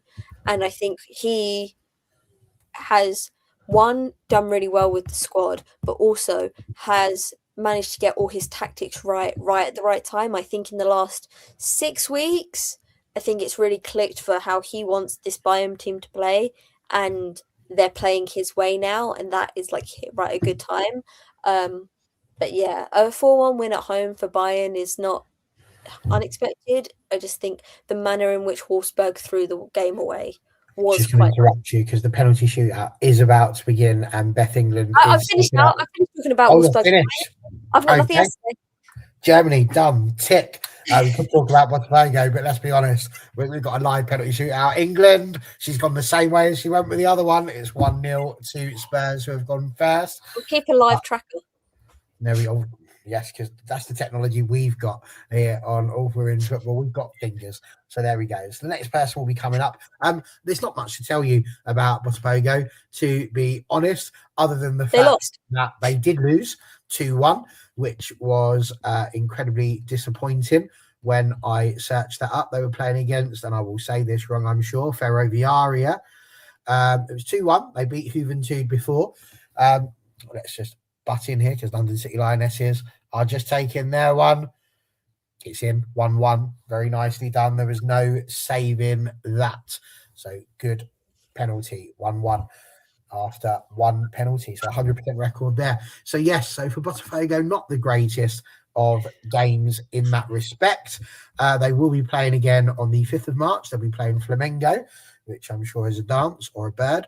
And they are currently in 10th with their 3 points. So there we go. Botafogo, we will be keeping an eye on. But yes, not the best. Right, here we go. Spurs. Oh, beautiful penalty. Goalkeeper sent the wrong way again. And that is Tandberg, who's just scored that one. So 2-1. I know. She is very good at penalties. I'm not going to lie. This is like my dream to be covering this on Soccer Saturday or something like that. So this is quite a thing for me. And there's not people in the chat telling us what's happened 5 minutes early either. So that adds to the fun, I have to be honest. So there we go, 2-1. But that is good because it does mean we can get towards the conversation of the FA Cup, which is, of course, the final thing to cover. London City Lionesses, of course, the winner of this game will be facing Chelsea, so it's quite a big one. I was gone tied. Massive. Right, here we go. It's a left footer. Who is Chelsea. It? Oh, goalkeeper went the right way, but it was perfectly placed. So there we go. 2-2, 100% record so far. Neither side missing. Yes, attention, and that's Just Liberty's scoreboard. Exactly what happens if it's 5-5? It's game over at that point. She's going to run out of fingers. All sorts. I'm not getting my toes out. I'm not getting my toes out. So. That's just too much. We won't fit it all on the screen. We'll have to think of a new way of doing it at that point. But there we go. So this is a really big one. I mean, whoever wins it, you've got to say Chelsea would probably be the favourites in that game. But certainly with the fight that's been shown by both of these teams, it will be an incredibly difficult game. I hope somebody takes a screenshot of me doing this. Just At the moment, you're like Winston Churchill. All you need is the cigar. Oh, she got around to it, but it went in the end. So it's 3-2. Whoa, that was a little bit tight. Goalie will be disappointed there. Can I tell you something about penalty shootouts? When Please you do. can't watch them at all and you're only relying on SofaScore updates, it is hell. Not watching the Hammarby penalty shootout last week was worse than actually being able to watch it because I was waiting for each one to come up, and then Locke saved one of them, and I had no idea because it just didn't say anything, and I was like, "What's happening?" Tweeting it's just as hard, I tell you, when you got to try and do that and do the ticks and I did consider doing it in there, but I'm like, no, I can just say it. Why am I making life hard for myself? So there we go. Right, London City about to take their third penalty, need to score it. Spurs have got 100%. She went high, didn't hit the bar though. It was just underneath. Perfect penalty, 3-3. Whoa, that was Poppy Pattinson. Like Very good penalty, Poppy. Very good. Nice try. Nice try. I see somebody is trying to beat me, but I think our streams are at similar sort of time frames here, so we'll see what happens there. But yeah, 3-3. I just imagine. My arms have gone tired, guys. I do hope this one does not go to the level of like some of those ridiculous penalty shootouts that are like 14. France versus Australia in the World Cup. Exactly.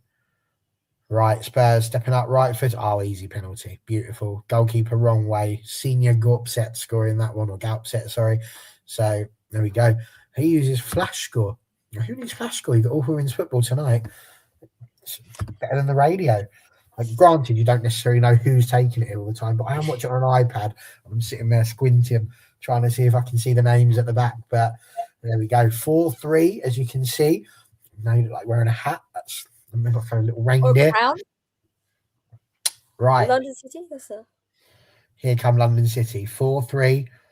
We get into the business end of the penalty shootout now. Have to score. To not score now would put a lot of pressure on Spurs, but in a good way. Inside the left-hand side of the post. Very nicely taken. 4-4. We've hit that magical moment. This is exactly how we'd want the FA Cup round to end. The penalty shootout to be now and not before, because it's just way more fun. Absolutely. And it's nice having it on the Monday night. I've got to be honest. It's quite a nice thing to have the game being played now to finish off the FA Cup weekend. Right. A lot of pressure on this penalty because, if you miss it, it's a bit of a nightmare. She's doing that bit where she sidesteps. I'm not sure I like that one. Worked perfectly, though. Puts it right into the bottom corner. No dramas there. Fist pumping. 5-4. So that's 100% on the 5 penalty takers. And it is now some goalkeepers got to step up and get a bit closer. We've only had one, and it was the London City goalkeeper who got her hand to it, but put it still inside the goal. So this is it now. London City Lionesses, can they do it? Or are we going to sudden death? I don't know if I can do it. Sudden death. We go a little bit of light. So yeah, honestly, the budget we've got on this channel, unbelievable. She's stepping up. She's done the sideways bit as well. Oh, hand to it, but it's in. 5-5. We will be going to sudden death. Look, even the scoreboard flashes now. It's amazing. Okay, I've got cramp in my hands, guys. I can't. Yeah, you're not going to be able to hold it up anymore. So 5-5. We're very much on sudden death now.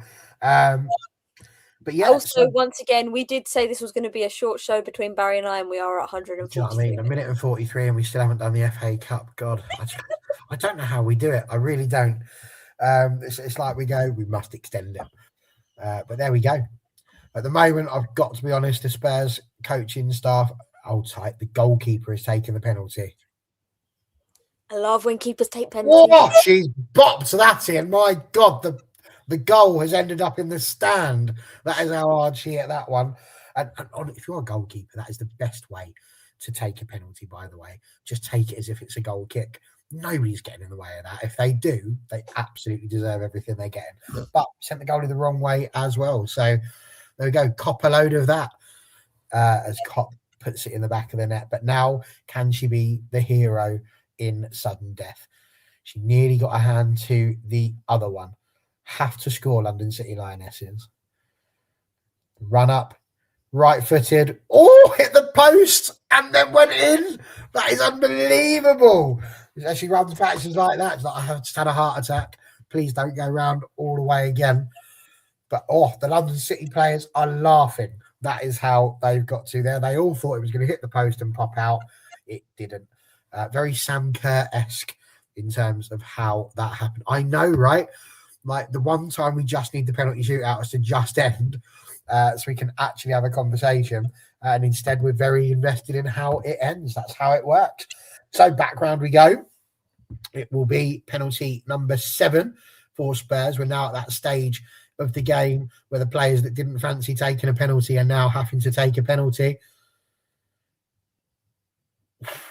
Brilliantly done as well. Again, I always say if you can get it in the bottom corner, you're in with a shout, because not a lot of goalkeepers are going to be able to dive and get that ball around the post. And that was the case there. Goalkeeper went the wrong way entirely.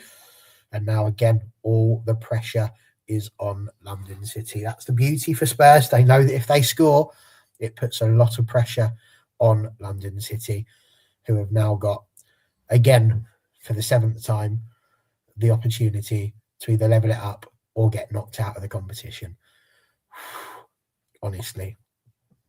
There's a sign for Judge and Priestley solicitors at the top there. It says Judge Priestley, and I'm thinking of like Judge Judy and people like that. And they might need them if they get kicked out of this. Right, here we go. It's a short run up. 1 step and a kick. It's all she needs. The power and the height on that one. That is a beautiful penalty. And I love it. I love it when the people that are taking penalty 7, penalty 8 are the ones that just sort of sit there and go, look, my penalty better than some of the other ones that we've had. That's unreal. It takes me back to a penalty shootout that Stevenage had against Luton Town. It was 32 penalties taken, and it did finish 15-14. Oh no, it's absolutely painful. That one was. It went all the way around. The first 5 penalty takers all had to take their penalties again. It was crazy. Right, Spurs.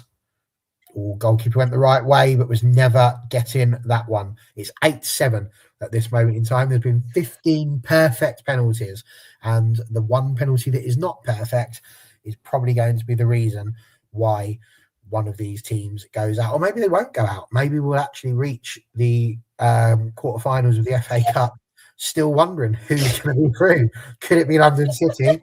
Could it be Spurs? Because they might still be taking this penalty shootout at the rate they're going at. Right. 8-7, as we said. Again, for the 3rd time, they have to score this. Oh, it's a bit of a wide run. This one, very Ronaldo-esque. And the finish is pretty Ronaldo-esque as well. Goalkeeper sent entirely the wrong way and hooked back towards the right post. Excellent, excellent penalty there by Fernandez, who scored, obviously, the 2nd goal to put London City ahead. I'm surprised she wasn't higher up on the penalty. Which was a screamer. Sorry? Her goal was a screamer. Was. Absolutely 2-1. was. Seems a long time We're ago. not going to have time to talk about the FA Cup soon, guys. Well, we're definitely going to talk about it a little bit shorter than the others. That's for sure. Spurs again. Again, bloody brilliant penalty.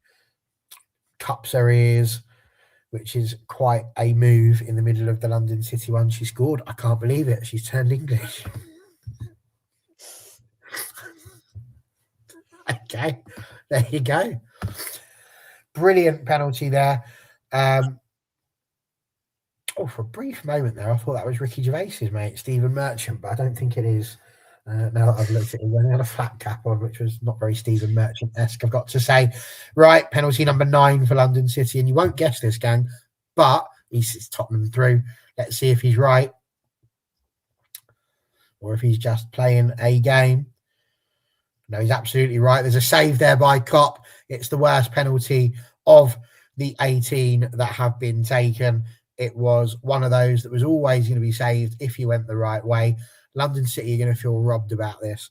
They really are, because they were literally 30 seconds from going through. penalty given for a handball. Questionable. Could have been a penalty. Either way, it was given. Beth England scored it, and nobody got a goal during extra time. And there we are. That's the end of that for them. Who was the last penalty taker is a great question, Liberty. And if only TNT allowed you to go back. Oh, it does. Look at that. Right. Let's have a look, see if we can find them. Because they've usually got the name on the back of their shirt. Oh, that's on 4. Oh, that's far too late. Don't do that.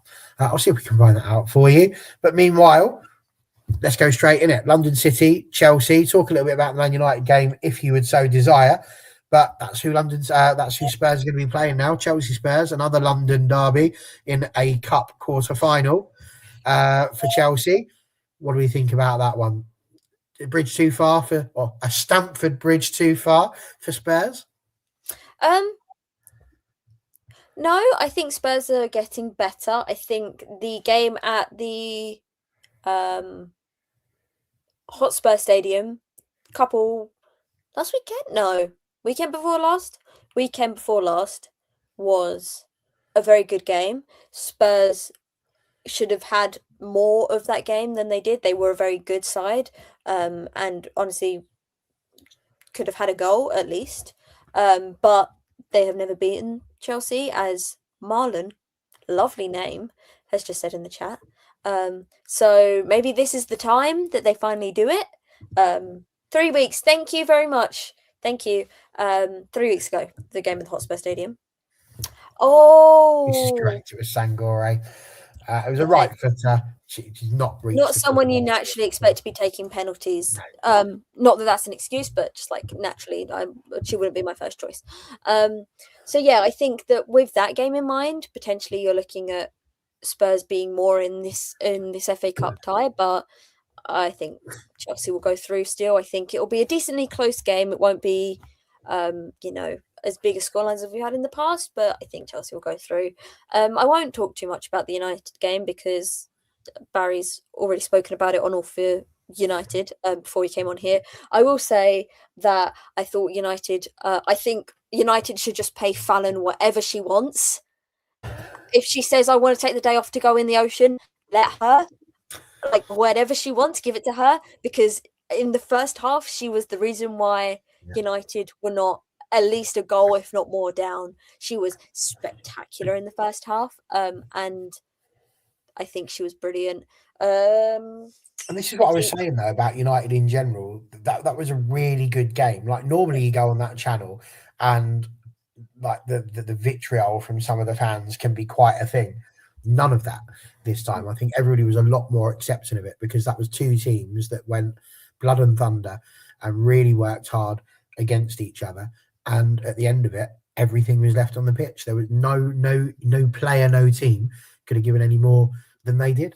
I think it was a really, really, really good match. Like, genuinely an excellent game, a brilliant advert for the competition. So yeah, spot on. And I think, like we say, Chelsea, keep on saying London City because I haven't crossed them out yet. There we go. That's it. Gone now. Chelsea and Spurs will be the first quarterfinal in that respect. Right, we can get through some other ones. Let's talk about Arsenal and Brighton. So Arsenal defeated Bristol City, of course, from the Championship 3-0. So that was a nice little win for them. They have been drawn against Brighton and Hove Albion, who all to get past WSL opposition in West Ham, winning 2-1 away from home. A pretty good one. You would expect Arsenal to get past Brighton as well, though, on that one, wouldn't you? Yeah. I think as long as Arsenal get it right on the day, they can beat them.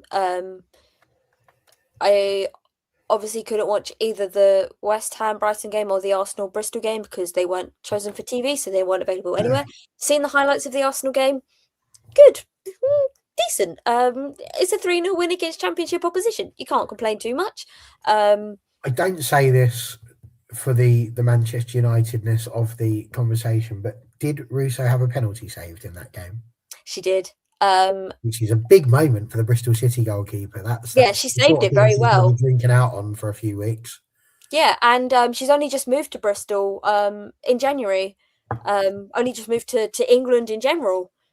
So I don't really know what her age has got anything to do with it. Like it happens. Anyway, it was a good save. Can't I? My thing with the penalty is I don't know why Russo's the first choice after Caldente to take a penalty when Kim Little and Chloe Kelly were both on the pitch and they chose Russo to take it. I'm thinking immediately Kelly is taking that penalty. That's the bit that confused me more than anything when I'd seen it been saved and I said who took it and my friend said Russo and I thought over Kim Little and Chloe Kelly. That's the bit that got me, but doesn't matter because we still won. Yeah. Maybe an own goal, maybe freedom on goal. I'm really sorry, but I did have a little bit of a giggle at who maybe the own goal was. It's Katie Robinson, and also she gave away the penalty. I honestly forgot she'd moved to Bristol, so it's a little bit funny. I don't think anyone's age is really necessarily relevant in a missed penalty because you can miss a penalty at 19 and miss a penalty at 32 and it still hurts the same. Still the same situation anyway. Yep, 3-0. The pitch looked terrible. I don't know if anyone's seen that, but the weather. She hasn't won the Euros. She didn't go. She wasn't in any of the Euro squads. She was in the World Cup squad, and we didn't win that. Well, England didn't win that. So, yep, 3-0 done, dusted.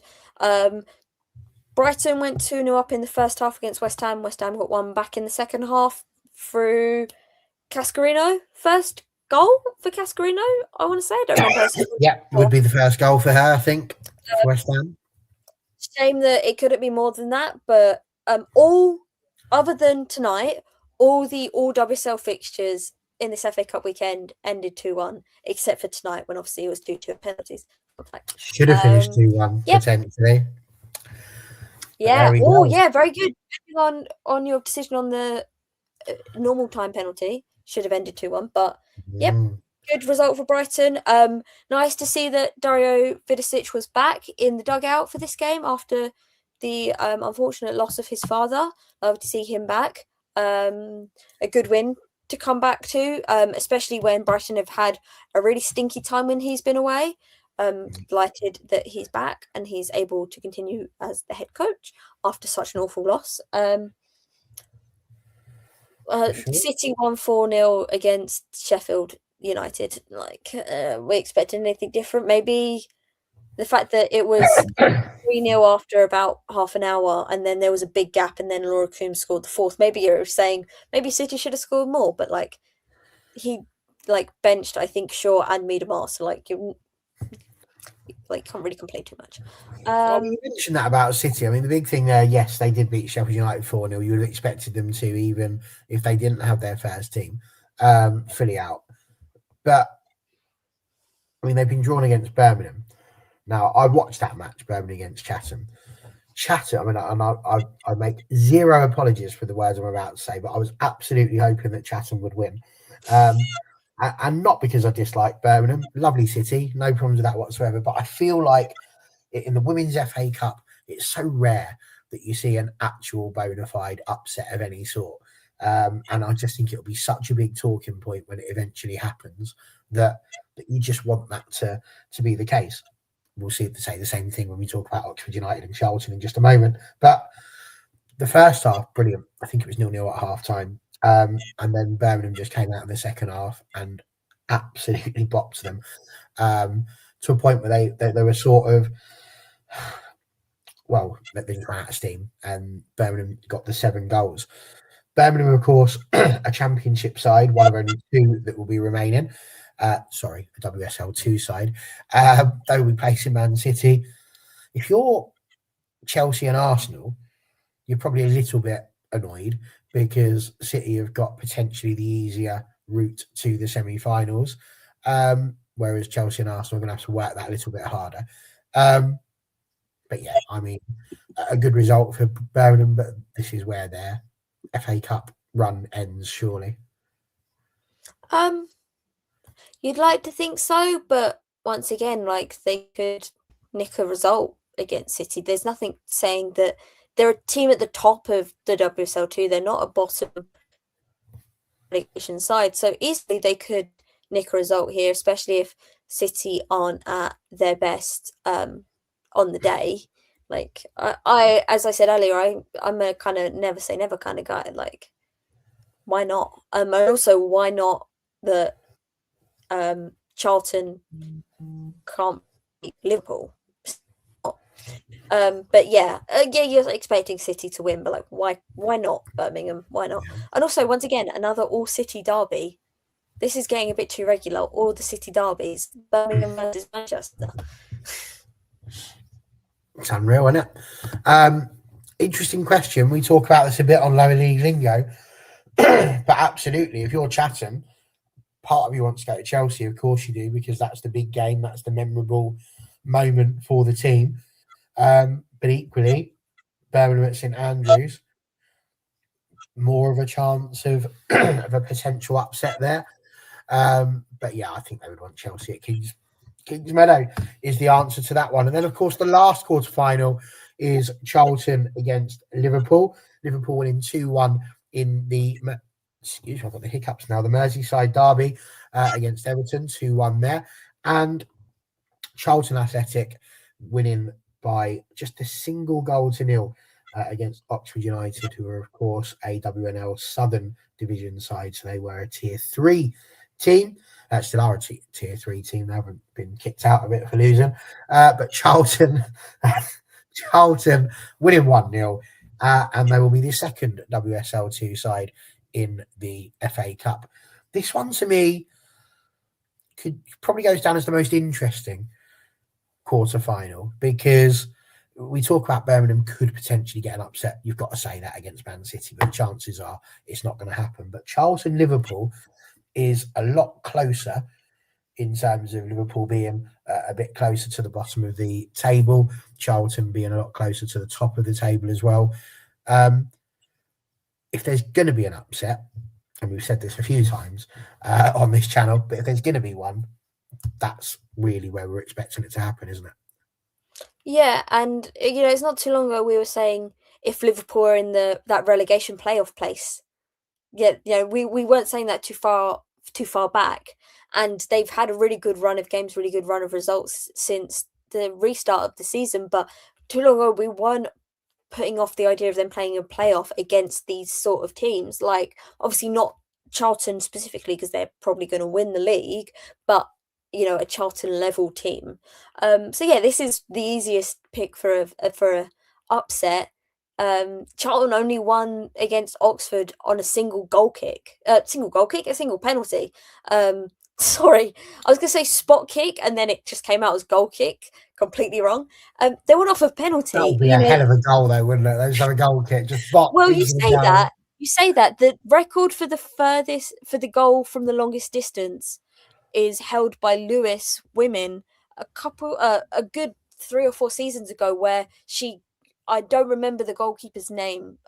She does not play for Lewis anymore, and it's not Sophie Whitehouse, but she it was a goal kick, and it literally just went over and straight in the other side of the dripping pan. That is the Guinness World Record for the furthest kick goal, and it literally just one into the other. The video's on YouTube somewhere, I'm pretty sure, but yeah, they only won off of a penalty, so maybe you're thinking, yeah, they're really good in the league, but they've had a lot of draws in the league this season. They're unbeaten. They are unbeaten, but they're not. It's not like every single game. Like, they are drawing quite a few, but at the same time, you can't draw on the FA Cup. Like, that's not possible. So no. I'm really. City and Spurs were giving that a really good go this evening. But yeah, I think this is going to be the most interesting game, and it also is going to act as a sort of prerequisite of that playoff game that's going to be coming at the end of the season, because this is as close as we're going to get to looking at what that's going to look like between whoever ends up being those two teams in it. Yeah, no, I agree. I don't have any. I mean, like you say, Liverpool literally a point off of the bottom spot as it stands, Charlton literally top. Whatever happens, this is a game that we will. Well, I say whatever happens, not whatever happens, because if Liverpool finish bottom and then lose to the third place team, they'll be in the Championship. But it should be a match that we will be able to look forward to next season anyway. So a nice bit of a dress rehearsal, because you would imagine Charlton will win the WSL too, from the position they are currently in. So yeah, that could be an incredibly good match. And for me, if you were only allowed to put one match on the telly box this week, not this weekend, but on the FA Cup weekend, Charlton Liverpool might well be my choice, because I think that one has got, all the other three, you can pretty much guess whereabouts you think that's going to go.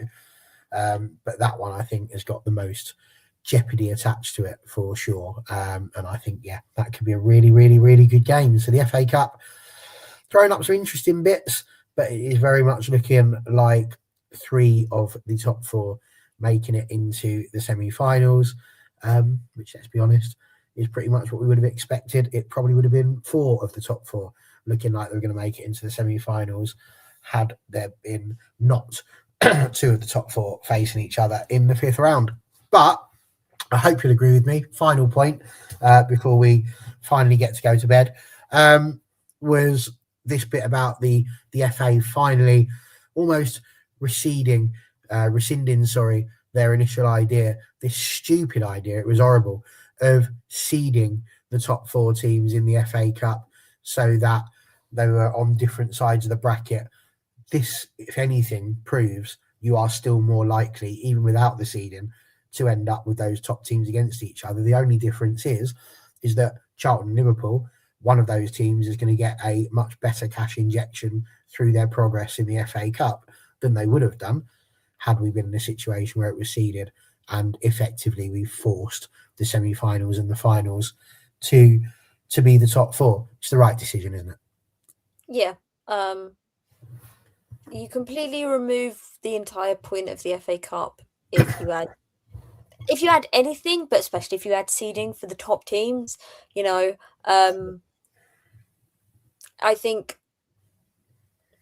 that it's silly. I think it's clearly more of a marketing thing than a competition thing, and it doesn't make it more. The thing is, it doesn't make it more competitive. The same way as when they were saying they wanted to get rid of relegation, it doesn't make it more competitive. And at the end of the day, that's all we want for women's football in general. So, yeah, happy it's not going ahead.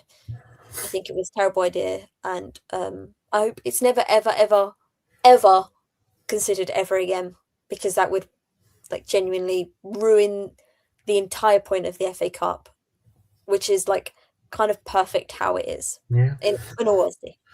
I completely agree. I mean, Couture Criminal pointing out there that maybe we won't see another game at that level for the rest of the tournament because the United-Chelsea game was as good as it was.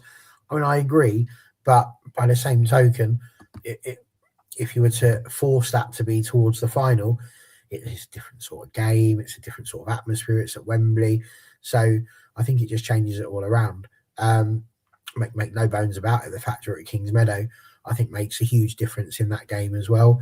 If it had been at Leigh Sports Village, and congratulations, Liberty, earlier on for calling it Leigh Sports Village, because God bless her, Alex Scott, on 2 occasions, called it Lee Valley Sports, and I giggled both times. I'm like, I know why you're saying it, because you used to say Lee Valley, and now that you say it, that is an actual place.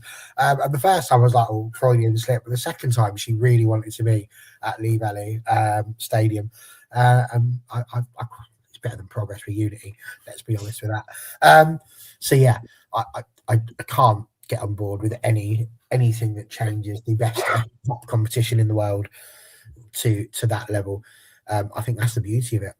If anything, I'd quite like to see the likes of Arsenal, City, Chelsea and United getting each other way earlier in the competition, so that we can see some of these other teams get themselves up there. And I think this year's FA Cup has been so good because it has had the likes of Oxford, the likes of Chatham, making it as late into the competition as they have done, because that's what it's all about for me.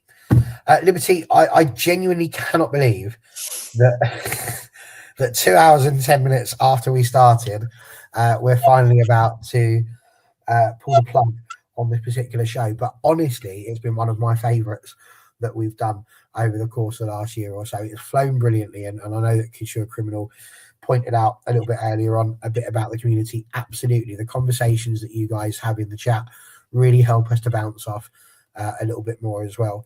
I hope, Sifuwe, if you have finally at some point sat and watched this, that you've enjoyed the little bit that we managed to get in there about Liga F and Bundesliga, because if you whinge at me again next week, I'm very much going to be like, no, we did it and you weren't here. So hopefully you have enjoyed it. We've gone into everything. We spoke about the Champions League, the Europa Cup. We've spoken about Brazil, which is now an honorary part of Europe, much in the same way as Australia is allowed in Eurovision. And we spoke about the FA Cup eventually after London City Lionesses finally decided to end their game against Spurs. And again, we've looked at Liga F and the Bundesliga. We will be back next week. Hopefully, I know I've said this the last 2 weeks about the midweek. Lower League Lingo has been a bit difficult to get all of the people on. But we did have some live tweeting from a WNL match when we watched Cambridge against MK Dons. So hopefully you guys were following along there. But fingers crossed, we will have a show this Wednesday. If not, it'll be another Wednesday. We'll get there, right? But we will definitely be back next Monday, where hopefully we will have Freya back as well. Not because there was anything wrong with this, but it's nice to hear Freya's lovely little Midlands voice there. It makes me feel calm. Whereas here, I just feel like I'm at home because we are two Southerners just chatting football. So yeah, it just adds a little bit of exotic accent for me there. So there we go. But Liberty, quick shout out. Where should people go if they wanted to find more of your ramblings about Sweden, or indeed why it is that Real Madrid should be allowed to play in a big stadium? Everything is just Liberty Simons, like the boy's name with an S on the end. I had lots of tweets over the weekend about Bayern and Wolfsburg, and that's kind of it. And also today about the Svenska Cup. The 2 games were played. As I said, Pecken won 11-0. Hammarby won 4-0 against Rosengard. And I know that the people who are currently here are not Arsenal fans in the chat, but like if you are an Arsenal fan and watching, some tweets about Arsenal's loanees at Hammarby and Rosengard, specifically about the game they had. That's on Twitter, if you fancy. But yeah, other than that, that's it. Do Arsenal never have any high knees? No. No. Okay. We only do just like little ones. No opening the gates around here. The gates are closed. Makes sense to me. We've hit that point where dad jokes are coming out, so it's time to stop the game. But thank you so much for being with us. We'll see you next week. Until then, have a cracking 7 days, and we will see you when the internationals start to come around. That's right. We're going to be talking about the likes of Spain and England and all of those places that we haven't spoken about. Oh, God knows how long. See you all later. Take care.